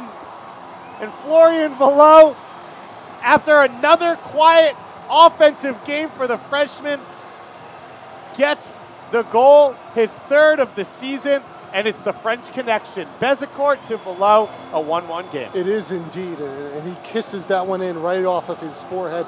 What a tremendous ball from Velo. And we talked about it, started the second half. It was going to take something special from either Velo or Bezecourt. Who knew it would be the two of them combining the way that they did it? And Red Bull, too, very much deserve the way that they've played now for 20 minutes or so in the second half, being able to get that one.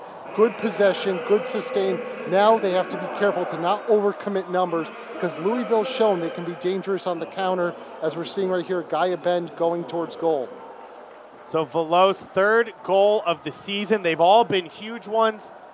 And Bezecourt's fifth assist of the season. And the South Ward has the smoke going, as they have stayed here at Red Bull Arena since before 3 o'clock, over 5 hours for this supporters section, and they're loving it. They are certainly loving it. Great to see Empire Supporters Club and Viking Army, the two supporters group that decided to stick it out and be here to support in strong numbers. And I'll tell you what, when the South Ward gets going, put them up man for man with any supporters group in this country. So now Louisville City have to go back to work offensively. New York Red Bull 2 have the equalizer. Do either of these teams have a regular time winner? Are we headed to extra time for the second straight game here at Red Bull Arena? Kyle Smith with the sombrero over Najem. He gets it to Lancaster. Now George Davis the fourth, and he holds up just a second too long, and the goal scorer Velo is able to take it off his feet. Yeah, Louisville just needs to get back to what was working in the first half, building up out of the back quickly. They were finding gaps there in front of the New York Red Bull back four. This is a Louisville team with an awful lot of quality, David. Their possession style can help them kill and slow down this game to figure things out. And then quick movement in the final third, like they did in the first half, to pull apart the Red Bull's back line. And don't forget Chandler Hoffman, the leading goal scorer for Louisville. Oh, with 15 I did not goals forget. in this season. Christian, is he on the field? It's hard to tell right now. When was the last time he had an effective touch 18 to 20 yards outside the box? So he's been subbed out. Cameron Lancaster is out there for him at center forward. He's got 3 goals and 4 assists on the year as a handball goes against Etienne Jr. cleanly, obviously there. So 2 substitutions so far for Louisville. And you have to say, Dabrowski stepped in. He's done everything that's asked of him. Like you said in the first half with Mira, I don't know there's much that either goalkeeper could have done on this New York Red Bull 2 goal. No, Dabrowski's had a couple big saves there to come on in, been solid positionally as well. You know, certainly the one big save in the crowded box a few minutes ago, he was able to parry it away. He's come in and done well. Nothing he could do on that set piece. Very little surprise. George Davis, the fourth, called for a foul here as he slides into Najem. He was the one who gave up the foul for the goal for New York Red Bull 2. What a good advertisement this game, though, is for the USL in terms of the quality. It's not been a sloppy game. First half where Louisville was effective. Their game plan worked almost to perfection. What they've been able to do with the ball, with their build-up, with their possession style, really showcasing the talent, the elite talent that they have at the USL level. And then second half, Red Bull 2 coming out, playing like the team that won the USL. Offsides right there from Louisville, but what a great advertisement these two teams are for a league that's growing by leaps and bounds in terms of numbers with teams, but in terms of quality. This wasn't even something that we could imagine in this country 5 years ago. Lancaster with the great finish, but he was called offside. We've got Reno heading into the league next year, a host of teams coming in the year after that. As the USL continues to rise, as you said it, in numbers and in quality. You hear it from guys like James O'Connor and John Wolyniec, who played in this league in the last 15 years. You hear it from guys like Mike Anheuser, who has coached in this league, and Lee Calishaw, who have coached in this league over those last 15, 20 years, about how the improvements are in infrastructure, but in quality of play, in the depth of rosters as well, the ability to bring guys off the bench who are still game changers, who can still make a difference and play at a high level. It's been a really fun season to watch, and we seem to be in for an exciting and quality, at least, finale to this Eastern Conference final. And as more MLS clubs develop their academy fully, like a Dallas is doing, like New York is doing, and then begin to have USL clubs, this league will only grow and become more and more important. It's a pathway to the pros, but it's also a league I think people forget about as Derek Etienne hits the turf right there. A pretty nasty push to the back. But it's also a league filled with seasoned guys who have played overseas. We have young players from CONCACAF that are coming up as well. So there's a lot of talent, a lot of technical ability.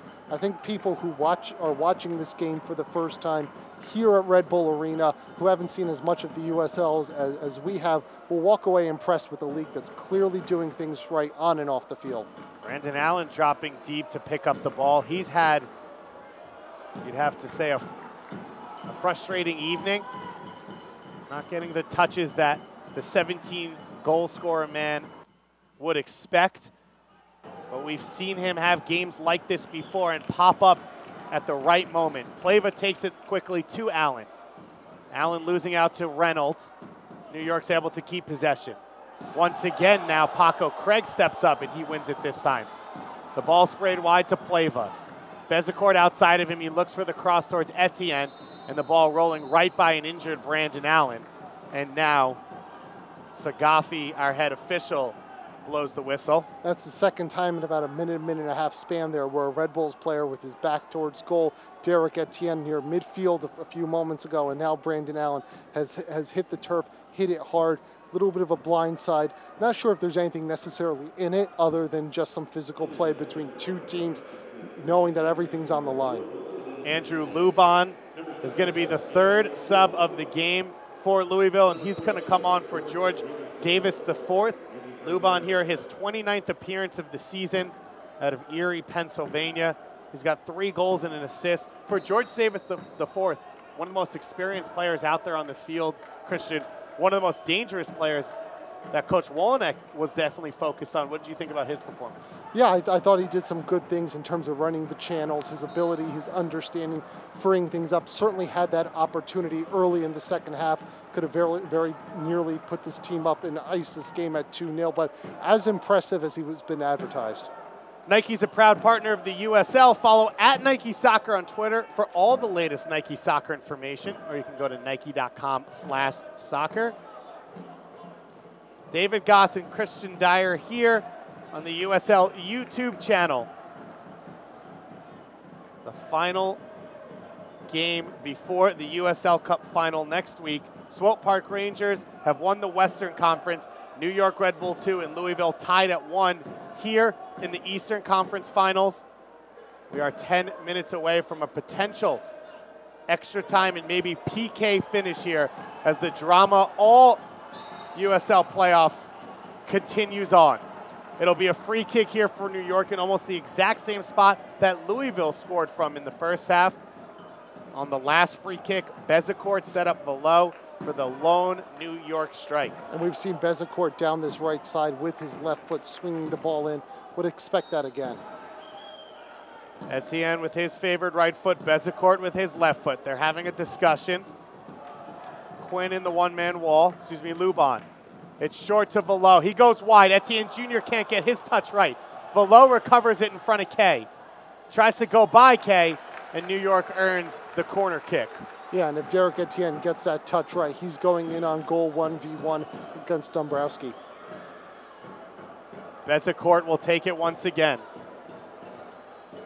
The set-piece service has been on point this second half He's got 5 assists on the season, looking for what would be his 6th and maybe most important one of the year.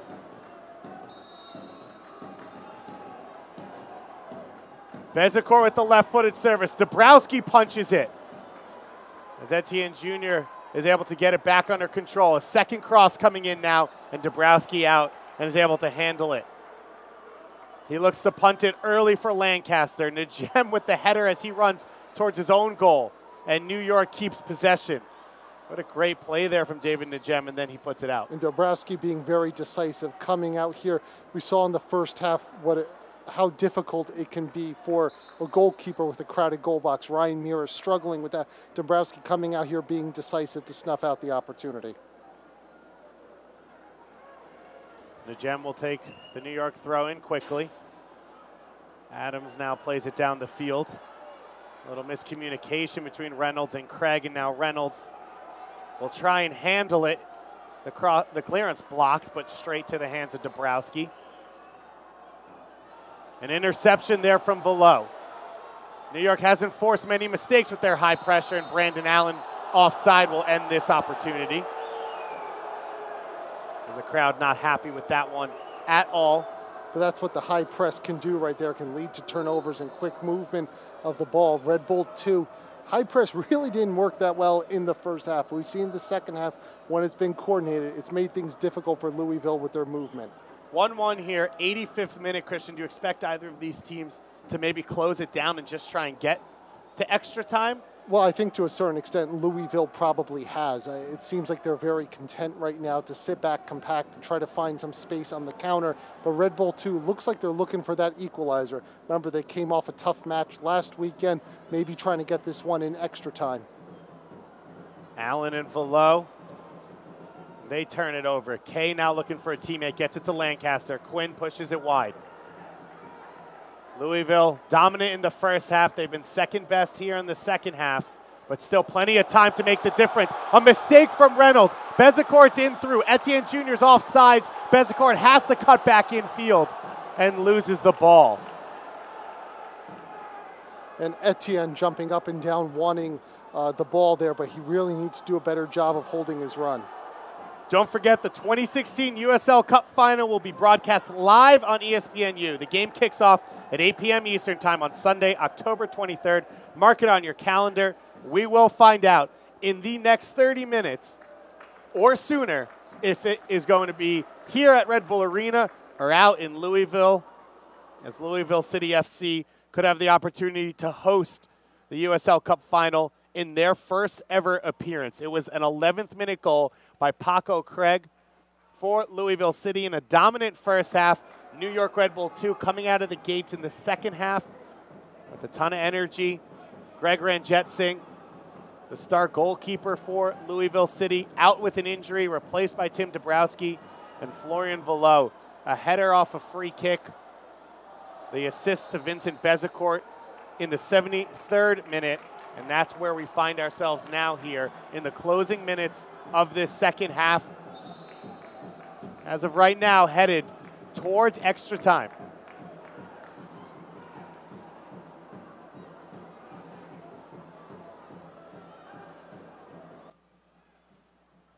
Both these teams have played one extra time game so far in the postseason.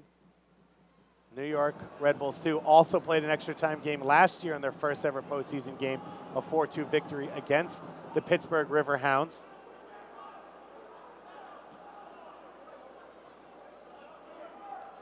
Pleva finds the feet of Velo. Velo looking for a teammate. His pass is intercepted, but he gets to the second ball, and his shot is blocked up into the box. Smith with the initial header. A bend wins the second one. Lubon with a quiet game coming off the bench so far, and he loses that ball, and Etienne Jr. earns the throw-in. New York Red Bull 2 pushing now late here in the second half, trying to get a regular time winner. Etienne Jr.'s touch not clean enough, and it'll roll out of bounds for a Dabrowski goal kick. Yeah, Etienne Jr. seemed a little indecisive in this match, having some difficulty finding the flow and in terms of just letting the ball come to him rather than attacking it. that opportunity. There was a few moments ago where he could have gone after a ball, I thought, and he just kind of pulled up a little bit. But Derek Etienne's one of those difference makers, but really needs to step up now if Red Bull 2 is going to come out of this one and be hosting the USL Championship game next week. Dabrowski once again putting his kick into the stands. The Gem not in too much of a rush here, as maybe both teams are starting to recognize it could be safer to head to extra time. Kay came on as a defensive substitute with a 1-0 lead. Now has to help become part of a potential winning goal here.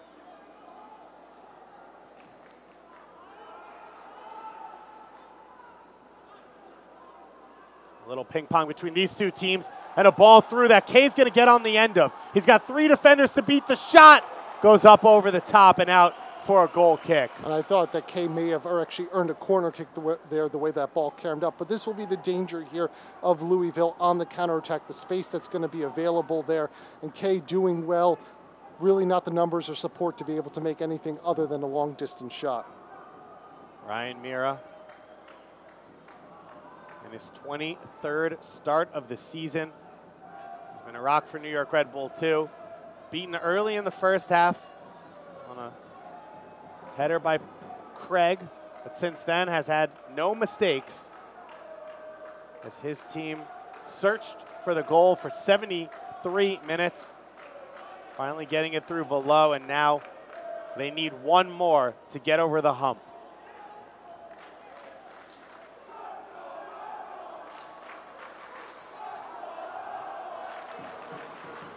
Chant of Let's Go Red Bulls rings up from the crowd. Luban here, one-on-one with Najem on the right side. He's looking to sneak it into Rasmussen, and the ball is cleared. And just the polar opposite of the first half, where Louisville was sending those numbers forward. Just not a lot of bodies there in the box for Louisville. And this one, not over at all. A minimum of 5 minutes of stoppage time as that sign held up by our fourth official, Matthew Kreitzer. So plenty of time now, Christian, for these two teams to go on and maybe get a conference-winning goal here in stoppage time. And all it takes is a moment here from someone like Quinn on a dead ball to service it in. We saw the danger of that in the first half. Once again, another ball earns a corner kick. A corner kick coming now as Aiden Quinn, the captain, makes his way over to that far side.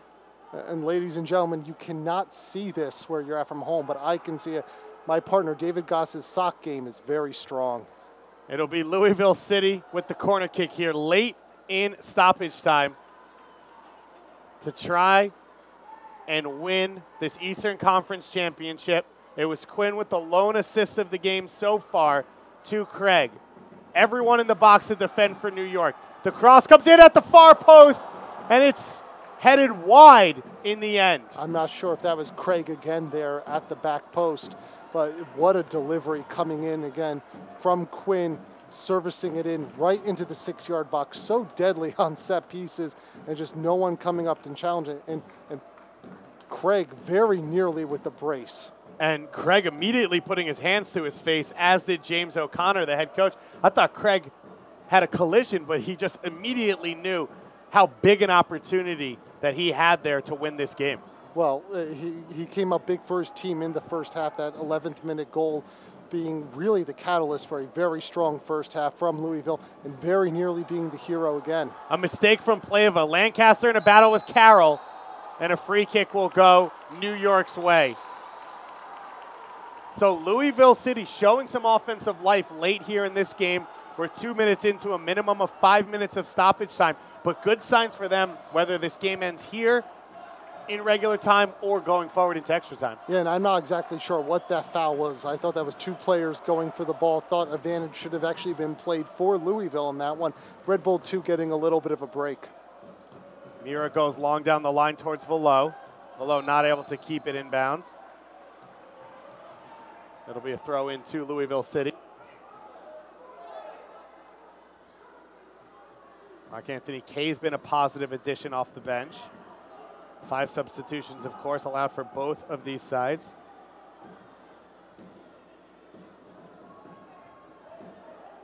Morad with the header forward.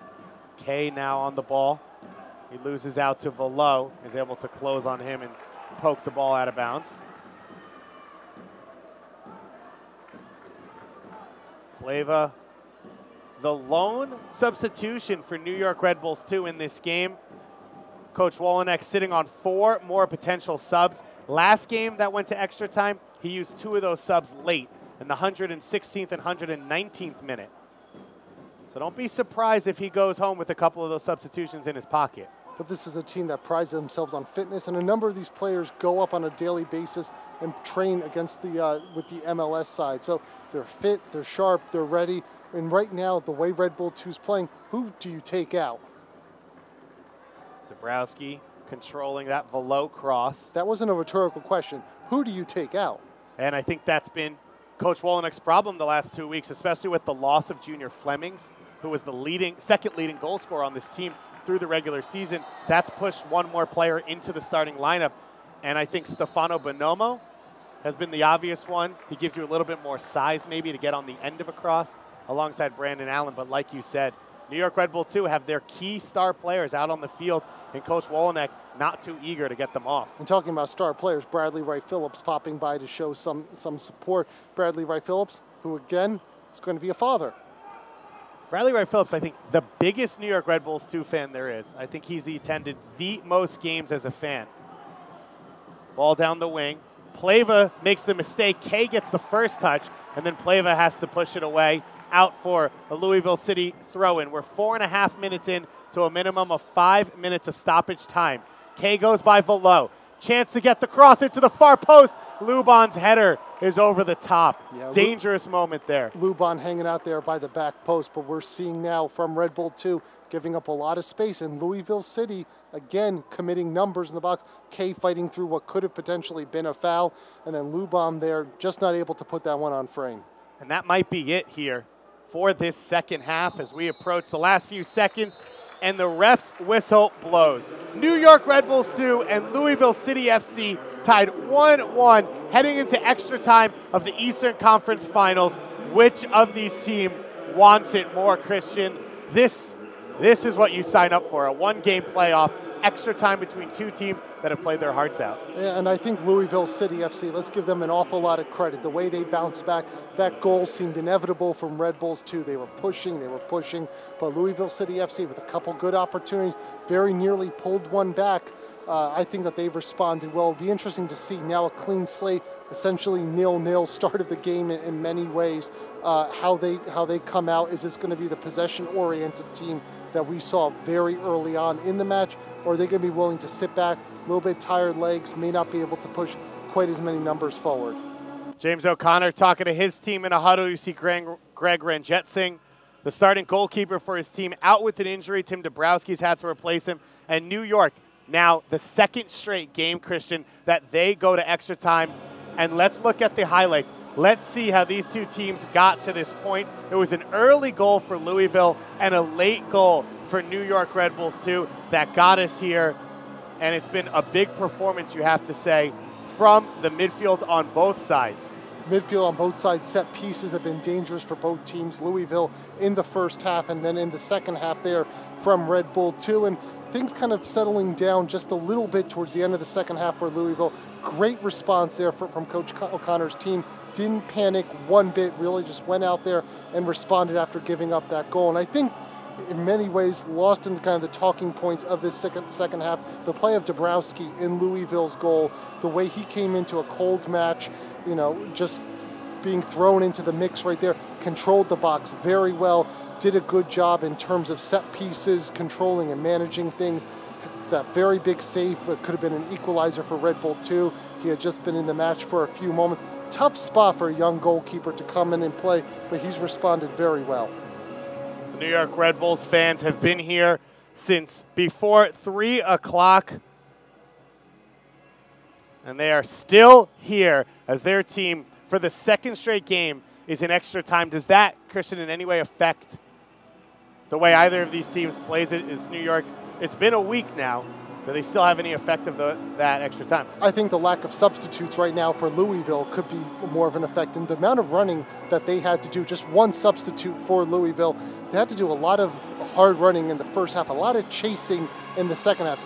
And the chasing can certainly wear you down mentally, emotionally, as well as physically. Also some travel involved too. And as you come now into extra time, you're playing away from home, a little bit of a wider pitch than you're used to. And just as the pressure mounts and builds, it becomes an uphill battle for Louisville. Now, Red Bull 2, they can't come out flat like they did in the first half where they were chasing the game themselves. Very slow in terms of their ball movement. They need to respond, in terms of how they did and came out, their strong performance in the second half. Louisville City's won 17 games this season. New York Red Bulls 2 have won 21. One of these teams will get one more victory and go on to host the USL Cup Final next Sunday at 8 p.m. Eastern Time on ESPNU. It's all about the U. Coach Wolenek sending his squad back out there exactly the same way they came off. And you have to start to talk about, as this extra time wears on, Greg Ranjitsingh, the starting goalkeeper, not in for Louisville after that injury. How prepared is Tim Dabrowski for those penalty kicks? Yeah, that is one thing. And certainly as a goalkeeper coach, you always want to have your everybody prepared because you don't know what's going to happen. But certainly Dabrowski right now, not the first choice goalkeeper, but at this point, the way he's played in the second half, done more than an admirable job and incredibly competent. He will know tendencies, but certainly not as much as the starter. David Goss and Christian Dyer joining you on the USL YouTube channel as we are headed to extra time in the Eastern Conference Finals between the two best teams of the regular season. The USL regular season champion New York Red Bull 2 and Louisville City FC. David Najem pokes that one out to get this extra time started. And I think for Red Bull 2, we're going to be seeing Tim Schmoll coming in a few moments. Not sure exactly where that's going to be, where he's going to line up, but that's another big body that they can throw in on set pieces. Schmoll's tall. Tim Schmoll, 6'6", out of Geneva, Switzerland, and Harvard University. Ryan Mira there, the captain for this New York Red Bull 2 side. He has captained them almost every single game he has played in. As the captain on the flip side, Aiden Quinn, the lone assist of the game, will take this one. It's curled in at the near post. It's headed away by Long. Najem finally able to get it out of the box. And Quinn on these set pieces is creating all sorts of havoc in the box with his delivery. You can see Schmoll at the bottom of your screen with his jersey on. New York Red Bull 2, the one thing we've seen, a lot of versatility in their lineup. So Coach Wolenek could take out any number of players. We've seen Schmoll spend time mostly at center back, but Zach Carroll playing at center back, spent some time at right back. Pleva can move up into the midfield, so a number of options for Coach Wolenek. Mark-Anthony Kay, who's been a bright sub. He gets it into the feet of Lancaster, whose shot, or more like cross, goes wide. And great movement off the ball to get himself in there, and a nice diagonal ball delivery to Lancaster, doing so well. Just a lack of bodies there, but the right idea from Lancaster, taking this ball from Kay and then sending it in, angling it towards the back post, but no secondary runner there for Louisville. The pressure on for these two teams. Both of them in their second extra time game of this postseason. Louisville against the 10-man Richmond Kickers got the victory in their opening game of the postseason. 2-0, 2 goals scored in that extra time period. New York Red Bulls 2 went down 3-2 last game in extra time against the defending champion Rhinos. They came back with a 119th minute penalty kick goal for Brandon Allen and then defeated Rochester 5-4 on penalty kicks. Dabrowski coming off the bench in the second half for Ranjitsingh. As Velo looks to play it into the path of Bezecourt. Bezecourt gets behind Murad. He's looking for a teammate. It's headed away on the cross. This one clipped over the top from Velo and easily into the hands of Dabrowski. Good patience there from Bezecourt, though, down the right channel, pulling it back and looking for delivery. But again, Red Bull 2, once they get the ball in the penalty area, a little stale, not a lot of movement, waiting for that perfect delivery. And with the big center backs that Louisville has, that's going to be a challenge unless the ball is absolutely perfect. Allen flicks this one on. Etienne Jr. tries to make it hard for Louisville City. He looks to chip Dabrowski, and Dabrowski able to take it down. But as we've seen, Etienne Jr. not scared to try anything. Certainly not. Not sure that was the best opportunity for him to take that one from there, but certainly what you want to see from Red Bull 2, pressing forward, high press, moving forward, looking to catch the team stretched out. Overlap coming here from, looked like Lubon. And he gets called offside. And Lubon's been effective since when he's come into the match. He's done well, some good movement, and really pushing forward. Been impressive. Schmoll now has a penny back on as he continues to warm up. Bonomo as well has a jersey on behind Coach Wolenek. So some moves coming. And Tyler Adams potentially could be coming off. Looks like he's hobbling a little bit, holding his left knee right there. And Tyler Adams, kind of critical of him in the first half. Looks like Devin Speedy Williams, a central midfielder, has an appearance with the Jamaican national team. I think a player who we might see getting a look from the MLS squad sometime next year. Probably will be a part of the preseason picture, I would imagine. But Tyler Adams, I thought, has rebounded. Final 30 minutes of the second half was very strong, did a lot of hard running, a lot of covering for his teammates. It was a good bounce back from a first half where the play was largely bypassing him.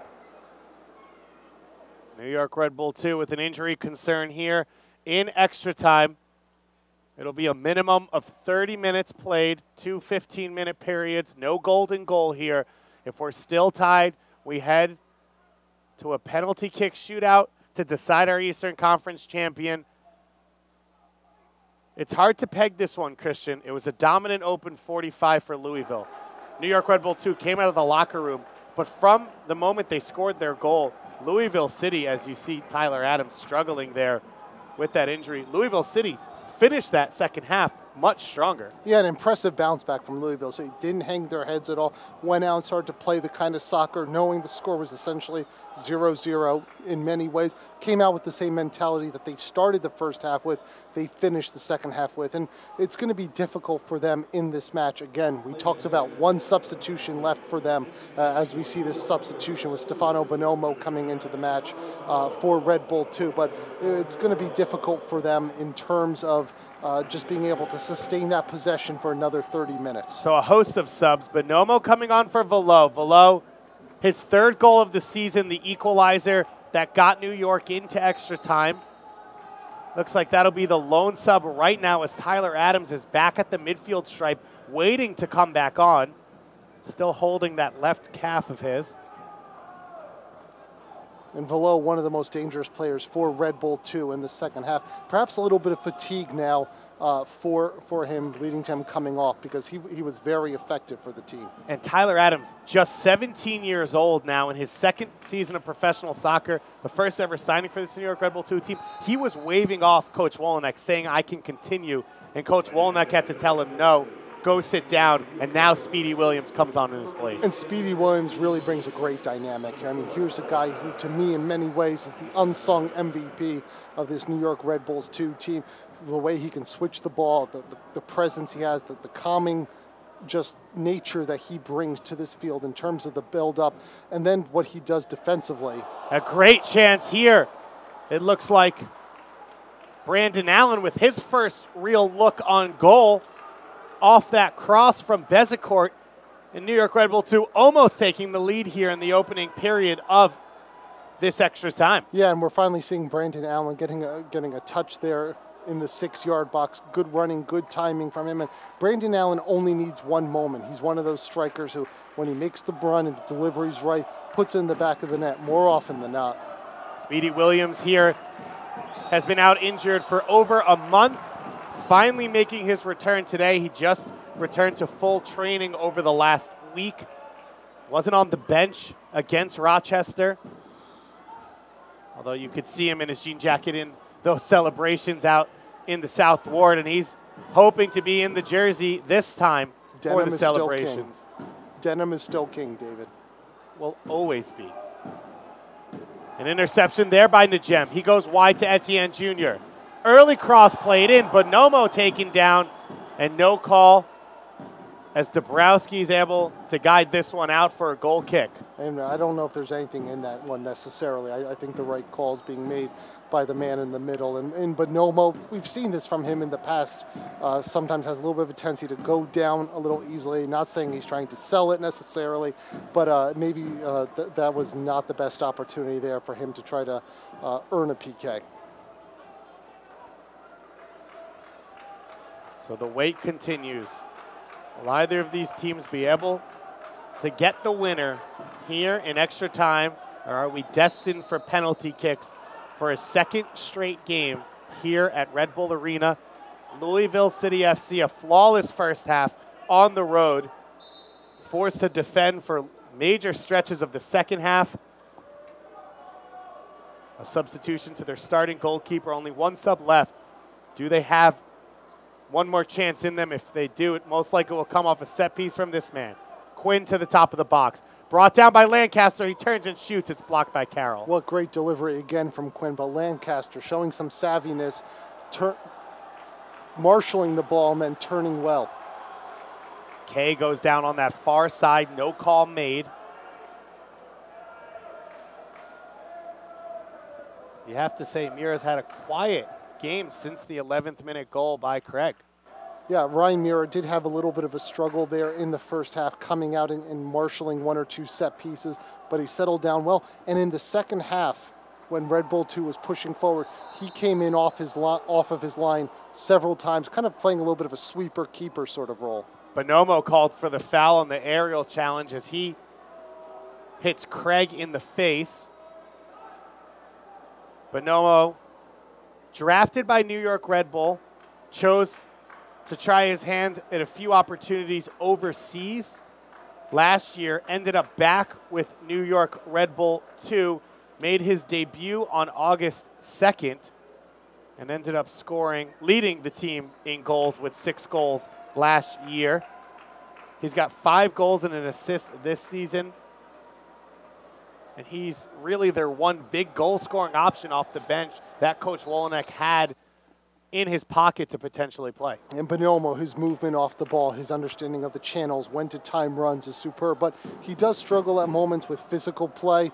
He is a big, strong-looking player who doesn't always play that way aerially or in terms of hold-up play. So a bit one-dimensional in terms of what he does, but technically a gifted player with the ball at his feet. Coach Wolenek, the option to put him up top alongside or in place of Allen, but it looks like he'll go on that wing in place of Below. Speedy Williams, of course, slotting in right for Tyler Adams at that holding midfield role alongside Metzger. As now Carroll looks to move upfield. Williams with the forward touch. Allen caught in possession, and the foul will go against him. And he's not happy at all. Card is coming. And Aaron Long coming up from his center back position to bark a little bit at the referee and the opposing team. It looked like the referee was reaching for his pocket, and now he does. So a yellow card to Paco Craig here in the 102nd minute. But again, we see the dynamic here that Speedy Williams brings into this match centrally, taking the ball, looking up, carrying it forward, delivering that pass to Brandon Allen. Speedy Williams adds something so different than what Tyler Adams does. May lose a little bit in terms of some of the mobility, the ground that Tyler Adams covers, and his understanding of the press system is still kind of taking root. Adams growing up in this system, an academy player, under 17 national team, but Speedy Williams, his ability to shoot from distance, to pinpoint passes. Jake Evans on Twitter was right when he was talking about Speedy Williams, what he brings to this match. So it's Williams and Bezecourt now, a second option, but Bezecourt once again takes it and it's headed away early on. Handled easily by Louisville. It was Murad with the header. Now Najem cutting out the potential counterattack for Louisville City. An almost mistake there as Smith and Dabrowski can't decide who handles that one. Eventually Dabrowski comes away with it, and now a chance to break for Smith down the right side. but the right decision there from Dabrowski just to force himself to get that ball as the goalkeeper. That's his turf, that's his space. No indecision from the young goalkeeper. He's been impressive now for about the 40, 45 minutes he's been in this match. Yeah, tough situation. Very Coming tough. in to a playoff game, only his third ever professional appearance for a guy who we said has played perfect soccer throughout the playoffs. And you said it, a strong 45 for him. Yeah, and I think he's proving that he can play at the USL level, you know, if it's not for Louisville, for someone next year. A turnover here to Pleva. Pleva trying to go direct over the top towards Bonomo and Allen, but Smith heads it back to his goalkeeper quite simply. And also like his distribution as well, his willingness to try to kickstart the attack, knowing and understanding that Red Bull's trying to press, trying to get before they can get those bodies committed forward to the press. A turnover here. Bonomo coming in as Reynolds slides in. The referee going to his pocket, and it'll be a straight red card. Sean Reynolds, in the 105th minute, gets sent off, and now Louisville City FC on the road will have to go the rest of this way with just 10 men. And really no doubt about this one. Sean Reynolds going through the body, studs up. I don't think he necessarily intended it to be a violent tackle, but the referee making the right decision here. It was a dangerous play. It was a red card bookable offense. And for a player in Sean Reynolds who had a very good first half, I thought clean distribution, kept things tidy. This is unfair, and I don't think he meant to injure or harm or anything from it, but it was the right call. Reynolds now, he has played in both seasons with Louisville. He had 26 starts this season, over 2,000 minutes for Coach James O'Connor. And it looks like maybe Ben Newman might be coming in for Louisville, another defender. Newnham, the last defender really on the bench. Joining Louisville this season for the first time. And how often do we see a player take a long touch, a mistaken touch, and then try and slide in to make the play better and get that red card? It's Speedy Williams standing over it. Etienne Jr. out of your picture all the way down the left side on the sideline, wide open. And Williams goes right down the middle, long with a little push in the back, and he gets called for it. And Newman will be checking into the game. Coming in for Rasmussen, the one player who can provide a little bit of hold-up play for Louisville. Rasmussen's done an awful lot of running in this match. Number 2, Ben Newman, going to return back as Rasmussen. Newnham comes on for Rasmussen. Rasmussen, the number 10, has shown his quality, but hasn't gotten as many touches maybe as he would have liked over the course of this game, as we have 2 minutes of stoppage time to this first period of extra time. And Rasmussen very active in the first half, but as Louisville had to defend more and more, had to do more defensive responsibilities. I think he showed his class at this level and a reason why he's been an integral part of Louisville's run in the postseason.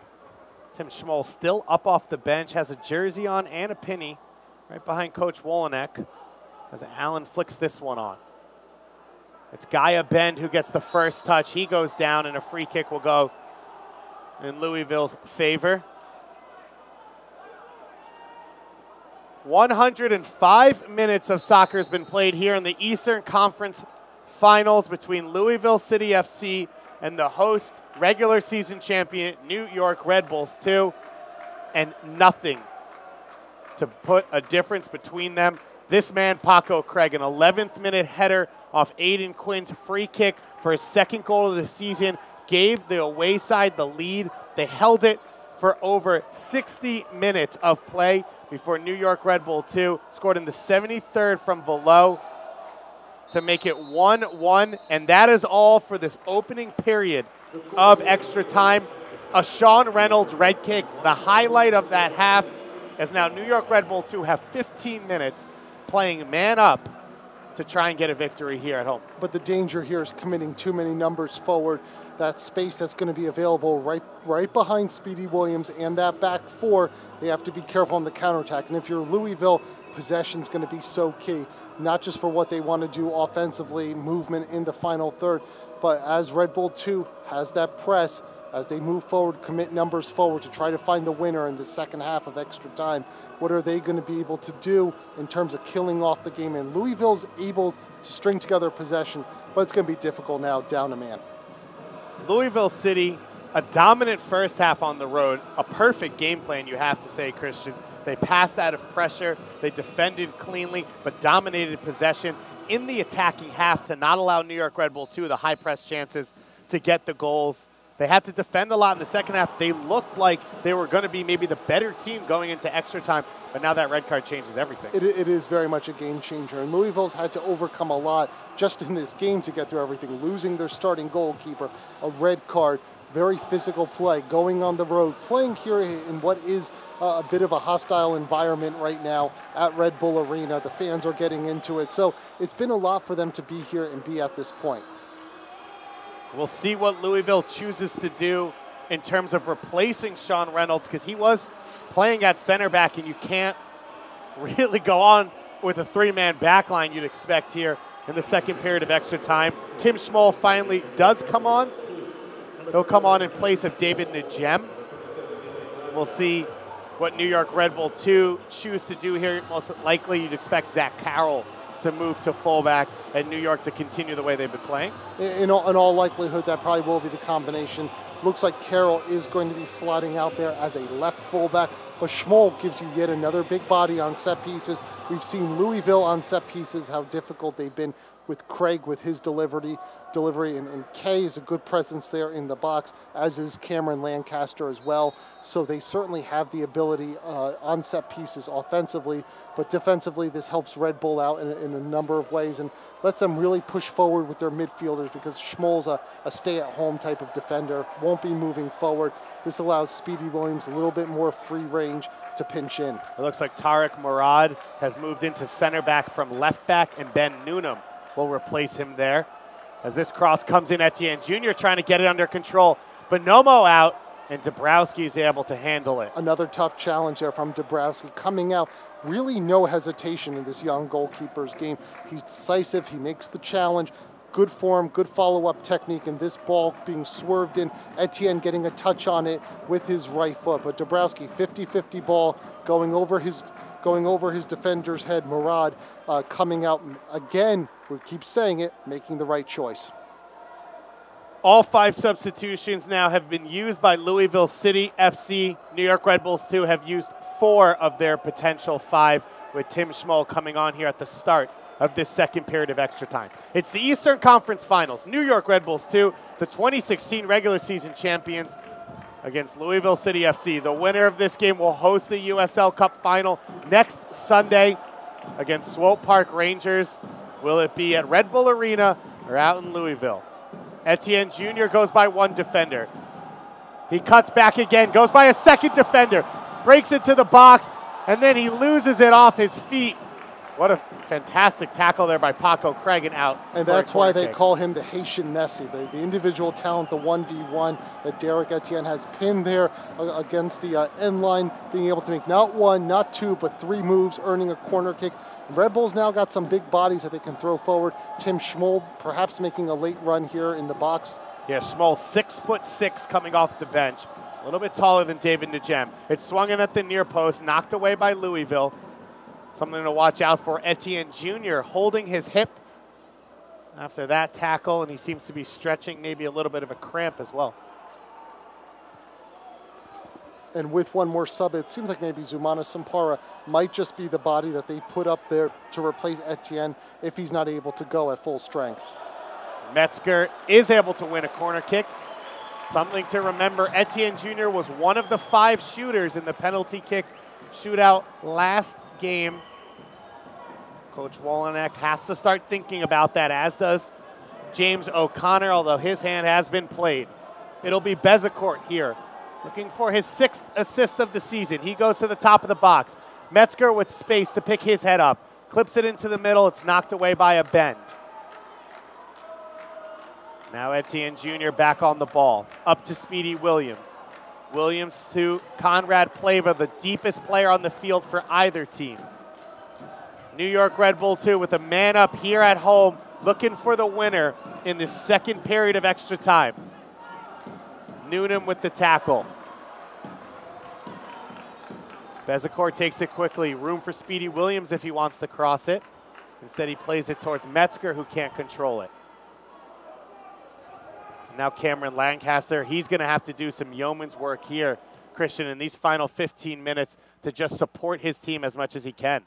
And Lancaster is. He's a gritty player. He's a gutsy player. He's willing to put it all out there for the team. We've seen in the regular season his willingness to fight for 50-50 balls, do kind of the dirty work that gets lost in the shuffle. But this is a tough spot for a lot of these Louisville players. We were talking about Newnham just a few moments ago, to come into this game down a man to kind of marshal that back line. Not easy for a young player. It's a doubleheader here at Red Bull Arena. These fans have been in their seats for over 6 hours of soccer, over 180 minutes of action, and they are still waiting for the final of this Eastern Conference Championship. Bezecourt down the middle of the field. And off the ball, Derek Etienne getting a little bit of a challenge there, was pleading for a foul. Okay. Going to get it up to Lancaster. Lancaster goes down clutching his ankle, and a foul will go in favor of Louisville. And you can see Coach Wolenek right there. Christian, not happy. Yeah, Coach Wolenek very often does not make those kind of comments to referees or the fourth linesman, but certainly not happy with the fact that the call away from the ball was not made for his player, Derek Etienne. And then that one he saw as a 50-50 challenge. I thought there was a little bit of tug there. I thought that was a fair call.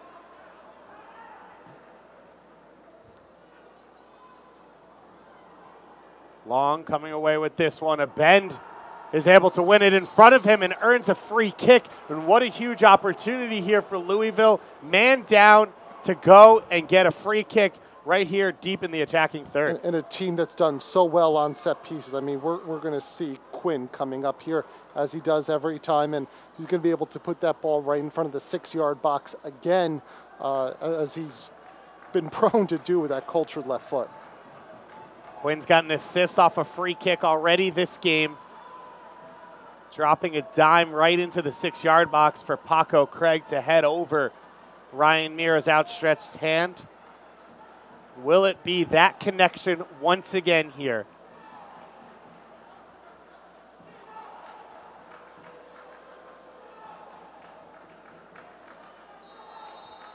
Quinn to take it. It's headed in. And this one lands in the hands of Ryan Mira. Yeah, that was very nearly Paco again this time getting it. But again, what a delivery from Craig right there into the edge of the 6-yard box. Dangerous ball coming in, and Mira fortunate to be in the right place at the right time on that one.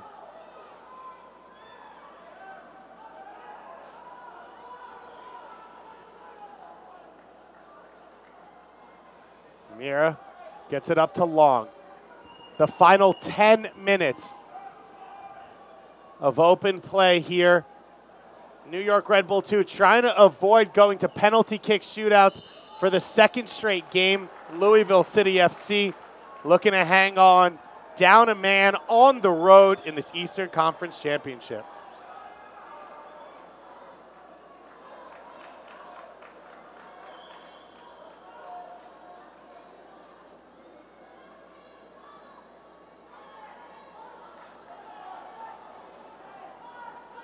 Pleva now with the throw-in. He scored the winning 5th penalty kick against Rochester. Will he have to step up and try it once again, or is there a goal for either of these sides?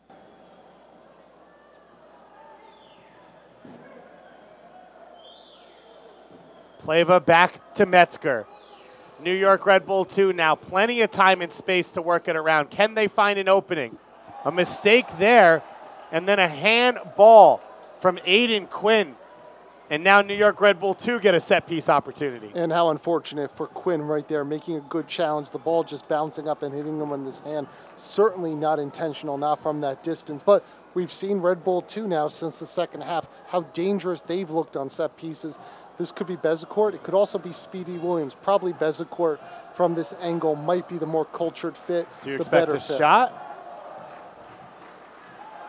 I mean, Speedy Williams has some audacity to his game. I'm not sure if he's quite that audacious. There's some big boys right there in the box for Red Bull 2. New York Red Bull 2 in front of the South Ward, looking for a late winner here in the second period of extra time. It's curled to the far post. Long puts it back across the face of goal. Pleva can't win the first header. Allen gets a touch to it on the far post, and it'll go out of bounds for a goal kick to Louisville. Worrisome for Louisville. The ball's bouncing in the box. The second ball is being won by Red Bull 2. Louisville City with a red card to their center back, Sean Reynolds, in the first period of extra time, trying to hold on and get themselves at least the penalty kicks here at Red Bull Arena.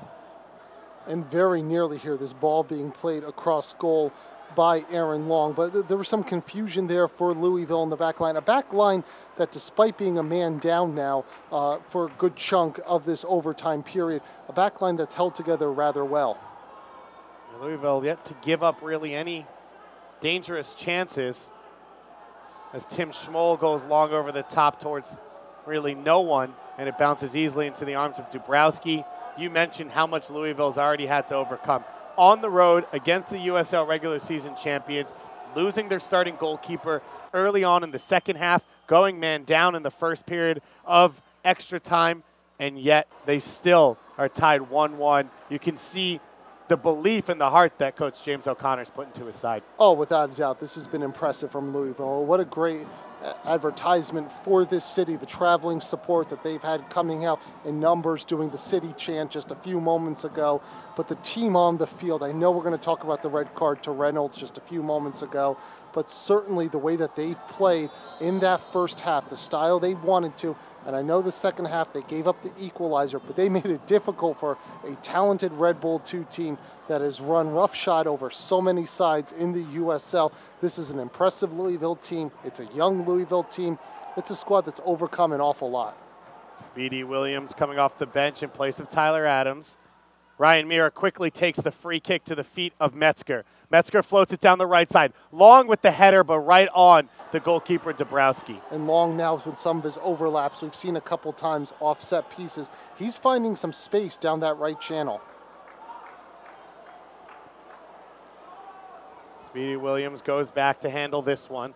And it looks like Zumana Sampara will be coming into the match for the Red Bulls. Young under 17 from Mali, very impressive in the World Cup last year.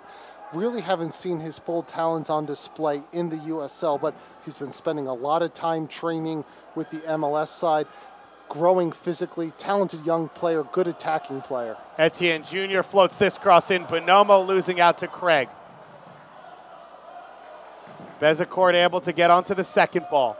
Back to Williams, the feet of Bezecourt. He turns it over to a bend, and a free kick in his favor, and Gaia Ben cannot believe that call, Christian. And Ben just a few moments ago was limping around a little bit. He's done an awful lot of running in this match, kind of lost in what happened in the first half for Louisville, but he's done some tough defensive work. And again, that's just one of those 50-50 challenges that kind of pops up on the wrong side for Louisville. Gaia Ben, an Israeli U19 international out of Rishon LeZion, has put in, like many of these Louisville players, over 115 minutes of heavy work. They have 5 more minutes left if they want to get to penalties. Vincent Bezecourt is looking for his second assist of the game. And look for Aaron Long here to be the target perhaps on this set piece. Bezecourt floats it right down the middle. It's over Allen. It's knocked down and cleared by Louisville. And now a chance to break for Louisville City FC. It's put through. Cameron Lancaster in a foot race with Speedy Williams. Speedy Williams goes in for the tackle. He gets called for the foul. That might be a red card as the last defender. And the back pocket for the second time here for Nima Sagafi, and Speedy Williams will go to the locker room and join Sean Reynolds in being dismissed from this one early. Yeah, and I thought that was a challenge. We've been singing Speedy Williams' praises now since the beginning of the match, talking about him being on the bench for Red Bull 2. But this is a play that I think when he's going to look back at it, he's going to say he didn't have to make that challenge. He could have ridden the shoulder right there. Challenge that probably didn't have to be made. But Speedy Williams could be such an influential player when on the field, when poised. Now Red Bull's missing one of their big central midfielders, Tyler Adams, already coming off. It's 10 versus 10 here. The Eastern Conference Final, 1 versus 1 on the scoreboard. Louisville City now against the odds, playing over 20 minutes, man down in stoppage time. A chance to get the winner late in the second period. Lancaster's shot, and he hits it right off the wall. And I don't know why you go with Lancaster there. I like him as a player, but Quinn, the way he's been hitting those dead ball situations, he's got to be the option there. Lancaster has Plava on an island, and Plava's able to make the play. There's going to be plenty of space here for the last few minutes of this extra time period. Can either team take advantage?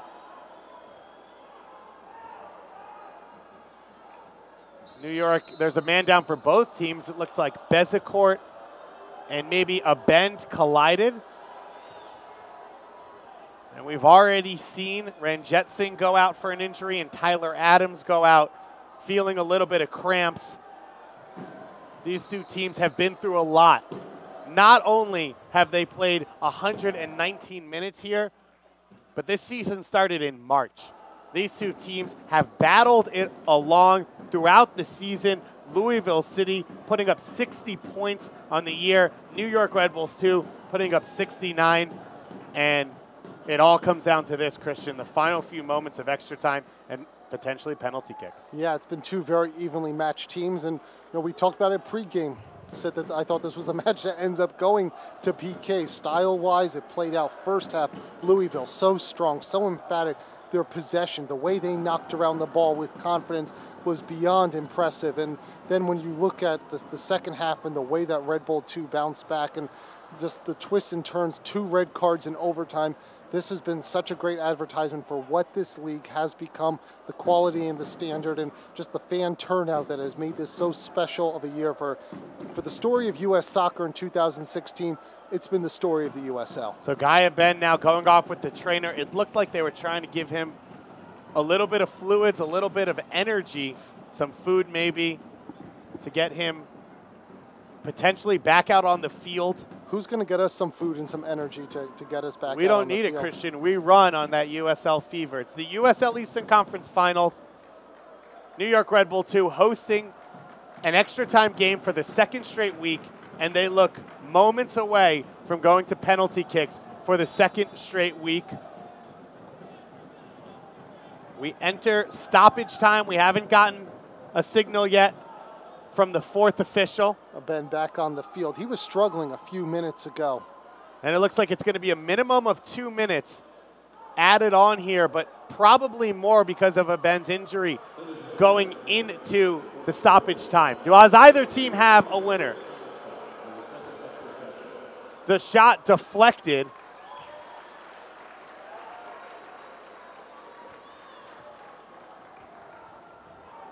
Will New York rush? Schmoll going long towards Allen and Bonomo. Bonomo goes up. He flicks it on. Allen gets it touched away at the last second by Smith and cleared by Louisville. And Ben pushed up just a little bit further. Doesn't have to do quite as much defensive running. Is there any winner left here for the USL 2016 regular season champions? It's turned over by Bezecourt. Quinn leading the break for Louisville the other way. The visitors held a 1-0 lead through most of this game before giving up the 73rd minute equalizer to Florian Villot. Louisville City has never beaten New York Red Bulls 2. Looks like that might continue. The header goes wide. It's a free kick for New York now right on the top of the box. Might be the last opportunity here for either side. And this is the second yellow card for Paco Craig. He's off now too. Well, this match has seen it all. And Paco Craig, the hero of the first half, I thought did a wonderful job in 1v1 defending. Really tough call for him right here.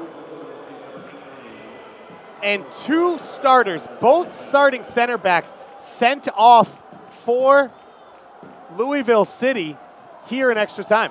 Yeah, and especially now when you're looking at a set piece from about 20, 22 yards out with someone who, is so dominant in the air as Craig is. I think to lose him now on this set piece, it's going to mean that if Red Bull can just drive that ball in, they're going to have an extra body in there. This might be a dicey situation for Louisville. And Paco Craig here, not the worst idea, talking to the referee, getting his team a little bit of time as Guy Ben continues to stretch and rest a little bit, just to get a moment to breathe and settle themselves. Zumana Simpara for New York is over at the midfield line. Do you think he's going to come on here, Christian? I do. I was the one who pointed it out to you. That was my call. You're my eyes and my ears up here in the booth. And you are the sunshine of my life. David Goss and Christian Dyer here. The Eastern Conference Championship for the USL. It's the 123rd minute between these two teams. It's going to be Zach Carroll, who got subbed last week late on for Conrad Pleva, who took the penalty kick shot. And this time he gets subbed for Zumana Simpara. And a great moment now. The South Ward begins to fill up. Just saw dozens of, probably pre-teens, middle schoolers just streaming over. Surely we're here last week for what was that emotional win over Rochester now, and just to be able to see that next generation of supporters be born perhaps this moment. New York Red Bull 2, is there a winner for them? This surely must be the last chance of the game as Paco Craig walks off that sideline and towards the locker room to join Sean Reynolds. It's Speedy Williams and Vincent Bezecourt standing over this one as Nima Sagafi talks to the two teams. And here comes the free kick in the 125th minute. Bezecourt to Allen, and his header's wide. And that'll be it as we head to penalty kicks for the second straight week here at Red Bull Arena. New York Red Bulls 2 and Louisville City FC. It was an 11th minute goal by Paco Craig, a 73rd minute equalizer for Florian Velo off the Vincent Bezecourt free kick, 105th minute red card to Sean Reynolds, 117th minute red card for Speedy Williams, and 120th minute red card to Paco Craig. And Christian, I got to tell you, I don't even know. You go through your first 5 shooters like any FIFA-sanctioned penalty kick shootout. If the two teams cannot be decided there, you then go 1-for-1 with shooters. But New York has more players on the field than Louisville. And that's where perhaps bringing in a Zumana Simpara, who is an attacker, might end up paying dividends. And like you said, or Louisville City down now, 2 players, Red Bull down just 1. But certainly it makes a challenge. And one of the Red Bull shooters, in all likelihood, would have been Devin Speedy Williams, who had the red card. So it's going to be interesting to see how this plays out. But I think Simpara's addition late in the match gives perhaps Red Bull 2 just a slight bit of an advantage. New York Red Bull 2 got a 5-4 penalty kick shootout win against Rochester Rhinos last week here. Ryan Mira didn't make a save. Steven Dos Santos put his shot over the top. Derek Etienne Jr. scored his opportunity. Dan Metzger scored his. Brandon Allen, Conrad Pleva, all finishing off their penalty kick shots. Can New York Red Bull 2 do it again, or will Louisville City, in their second straight trip to the Eastern Conference Finals, finally get over the hump and head to home and host a USL Cup final next week? Well, Christian, all the fans here are just flooding screaming behind the South Ward. They know what's about to happen. It's a penalty kick shootout to decide the Eastern Conference Finals. Yeah, it's great to see what this USL team, how it's lent some excitement into this New York Red Bulls franchise, a franchise that, for all intents and purposes, clinched the Eastern Conference today with their win over the Columbus Crew. They have a huge advantage on goal differential, so barring anything unforeseen in the history of MLS, they will win the Eastern Conference Final, book their ticket to the CONCACAF Champions League next year. And just to see now that these fans who have been here now for 5.5, getting close to 6 hours of actual soccer time, just to see them now coming out and supporting this team, getting behind the next generation of New York Red Bulls. It's been quite a night here. Coach Wolenek talking to Ryan Mira over there as those two wait to decide the coin flip. New York actually shot second last week. Of course, you'd rather shoot first, get the opportunity to set the table, but they still got a victory over Rochester, and deja vu 1 week later. Here we are for penalty kick shootouts to try and decide a USL Eastern Conference champion. Christian, you said it all game, but what a display this has been. And at this point now, you're looking at two teams just gutting it out and trying to show that steady nerves to get a victory. Yeah, we've seen some beautiful soccer on display from both teams in each half, and some great moments of individual brilliance. But now just to see two teams who are going out there, who are trying to just with sheer guts, nothing left in the gas tank. They've thrown everything at each other. It all coming down to this, and it's quite a moment in the development of so many of these young players. So once again this week, New York Red Bull 2 will shoot second. As Louisville City approaches the spot, it's Cameron Lancaster. He was a second half substitution at center forward for Chandler Hoffman out of London, England, and he will step up to try and set the tone for these two teams. Ryan Mira, tremendous amount of length that he has, takes up an awful lot of turf. Big presence there in goal. Nima Sagafi, our head official, going over, of course telling Mira not to come off his line early.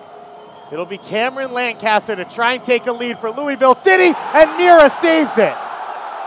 Wow, Mira did a tremendous job right there reading Lancaster. Probably want to tuck that in a little bit closer to that post right there, but tremendous reactions from Ryan Mira.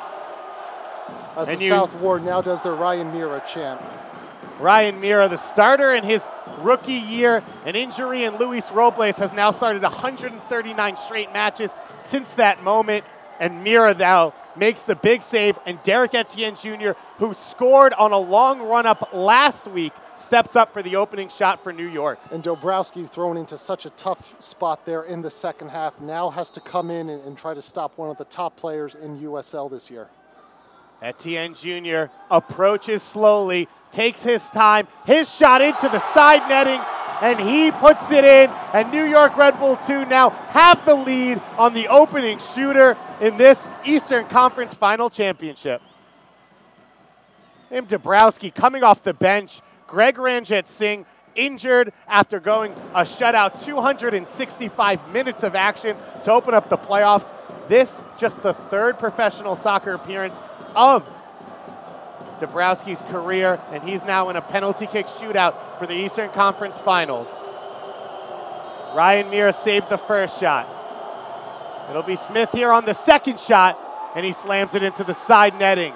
Mira guessing the correct way, and Smith still slots it home. And Smith with a little bit of a message there for the Red Bull supporters, but a well-taken penalty kick. Cool, calm, and collected there from Smith, just beyond the grasp of Ryan Mira. Aaron Long scored his opportunity last game. He has been in uniform here since about 1:30 in the afternoon, sitting on the bench against Columbus Crew SC for New York Red Bulls, and now playing a full 120 minutes for New York Red Bull 2. He was successful last week. Will he be able to do it again? His right-footed shot into the right side, and he puts it in. Well, it's been a long day for Aaron Long, and he just proved it right there that he's a quality player. Well taken, absolutely no hesitation on his part. The captain, Aiden Quinn, he had the assist for the go-ahead goal all the way back in the 11th minute, which what feels like about a month ago, and now he steps up as the third shooter. The lefty to approach. His shot, it's past the outstretched hand of Mira. Mira's now guessed right on all three shots, but Aiden Quinn is able to put it home. Well, there's obviously been a fair amount of preparation done by Red Bull 2 and Ryan Mira in terms of how Louisville's going to come and attack these penalty kicks, but Quinn, absolutely no hesitation on his part. Brandon Allen scored in the 119th minute off a set piece, off a penalty kick against Rochester last week. He then stepped up just a few moments later in the penalty kick shootout, slamming it to the right side to score. We'll see what Allen does this time. The all-time leading goal scorer in New York Red Bull 2 history. He approaches his shot, and he puts it in the corner again. Emphatic. New York Red Bull 2, perfect. Emphatic from Brandon Allen. Allen has been the PK taker all season for New York. He continues into this one. Mark Anthony Kay, who came off the bench at midfield for Louisville, a bright spot, the young Toronto native in his second season of USL play. His first with Louisville, and he tries to keep Louisville City in this one. It'll be a left-footed shot, the quick approach, and he puts it in the top right corner. First time Ryan Meara so far through 4 kicks has gone the wrong way. And since the opening shot, every single shooter for both sides has been calm, cool, and collected, slamming their shots home, Christian. And now Vincent Bezecourt will step up.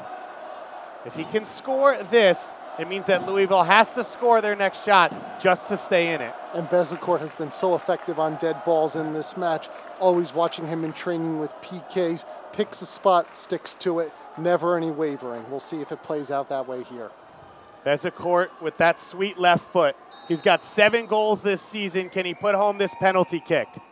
He puts it down right on the ground, rolls it in, and now New York Red Bull 2 stand on the verge of an Eastern Conference title. If Ryan Meara can save this, or most likely you expect Conrad Plava can score the next one, this one could be over. Ben Noonan, he came in after Sean Reynolds' red card in the first period of extra time in his first season with Louisville City, steps to the spot to keep Louisville alive. Meara saved the first shot. He hasn't gotten a finger on one since. Noonan steps up to the shot. Meara saves it off the crossbar and out. And New York Red Bull 2, for the second straight week, win it in penalty kicks as they'll host the USL Cup final next week here at Red Bull Arena. And I'm looking down right now. I see Damian Paranel, Ronald Subar, so many of the senior team players as excited as the guys on the field.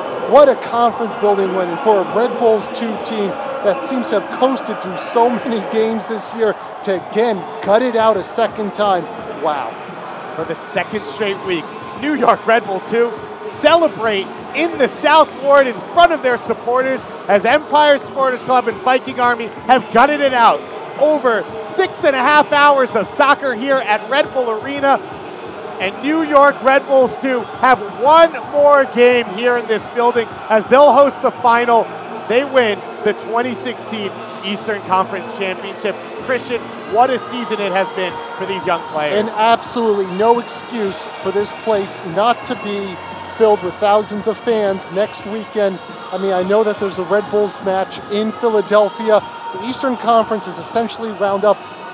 This organization needs as many fans as possible. The USL needs it. It's a big moment on ESPNU. What a tremendous season, though, for Louisville. Let's give this team an awful lot of credit. Quinn coming in. Davis, the way that he played this game looked absolutely phenomenal. Dobrowski coming into such a difficult situation.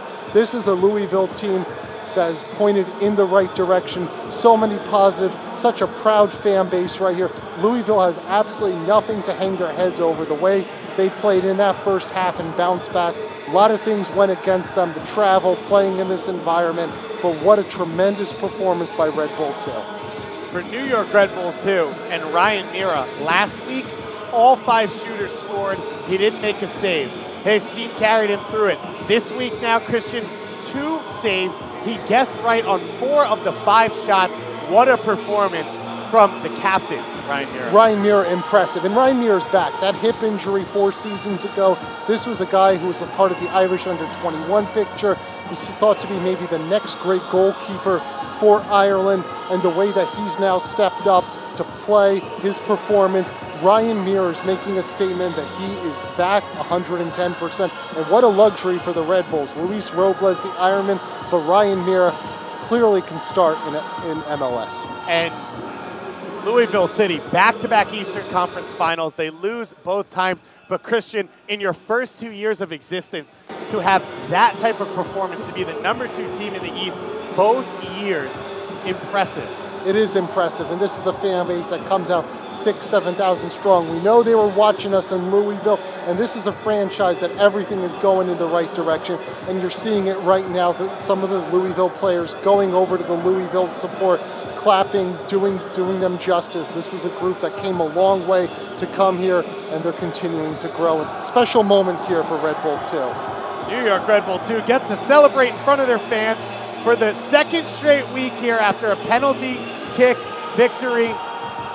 What a moment for this franchise, for this club, and for these fans. And let's look at the highlights and how we got here, Christian.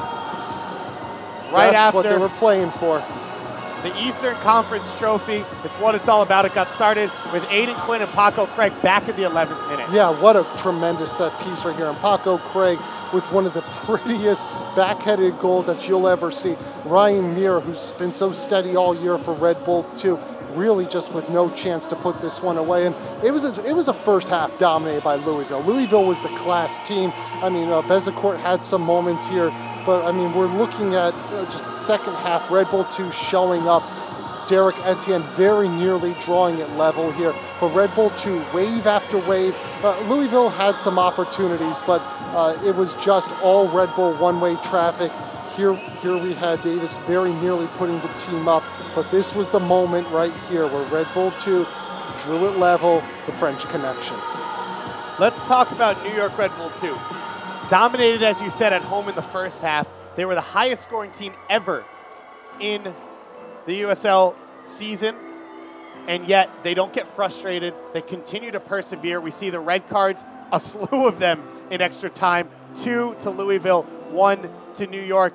But the young players persevering and not getting nervous, Christian, continuing through in back-to-back extra time games against 2 more experienced teams has been impressive to watch. Yeah, I mean, there are a lot of young players when you look at this. And as we hear Lean On Me, the great song, one of my favorite songs, it's on my iPod for my workouts, but how fitting for this Red Bull 2 team that they came out, they gutted this one out. And I'm looking at John Walenek now on the field, just going over there and thanking the fans. Red Bull 2 had to gut this out. A team that made its mark, goal scoring, most goals ever scored in the USL, coming out and now having to play some ugly soccer, having to show guts, having to show will, having to be the team that was willing to be there at the end. And look at Ryan Mira here. Such a special moment for a player who's been through so much, had to bide his time to come up now with 2 big saves, really stepping up, showing his class. For the second straight week, every New York Red Bull 2 shooter scores on their penalty kick, shows you the talent and quality in this team, and this was the moment. Ryan Mira steps up, his second save of the shootout. Ben Noonan off the bench, puts it to the side, but Mira just gets just enough, Christian, to tip it up over the crossbar and get New York Red Bulls 2 the victory for their first ever Eastern Conference Championship after their first ever regular season championship. They are now 1 game away from being the 3rd ever USL team to win a double, a regular season and a postseason championship. And you can see the applause, the happiness on that Red Bull 2 sideline. We're gonna go down to the field as Tom Veet, the Chief Marketing Officer of the USL, is here to award the Eastern Conference Championship to this New York Red Bulls 2 team. And what a season it has been. 69 points to set the record in the regular season. They went 4-0 victory against Orlando City B in the opening round of the postseason. They came from behind twice, including a 119th minute goal against Rochester in the Eastern Conference semifinals, and they persevered through PKs once again. And I look at that Louisville team absolutely dejected. They put their heart and soul into this match. So we're gonna go down to the field to Tom Veet, the Chief Marketing Officer of USL, to award the trophy. Presenting the 2016 United Soccer Eastern Conference Championship Trophy, the award Tom Veet, Chief Marketing Officer of the United Soccer League.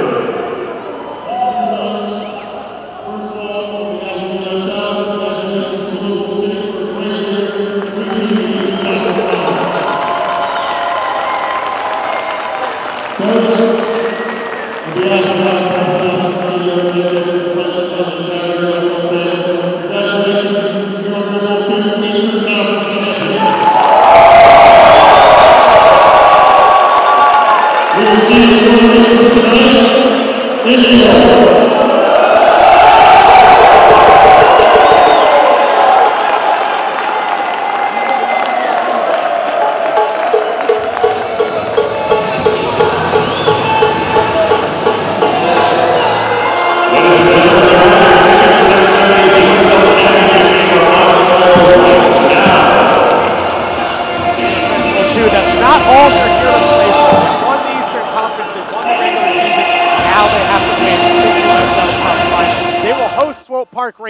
next week here at Red Bull Arena, 8 p.m. Eastern Time. You can watch it on ESPNU, but if you're in the area, you should get out here because these games have been dramatic. These two teams are as talented as any come here in the country.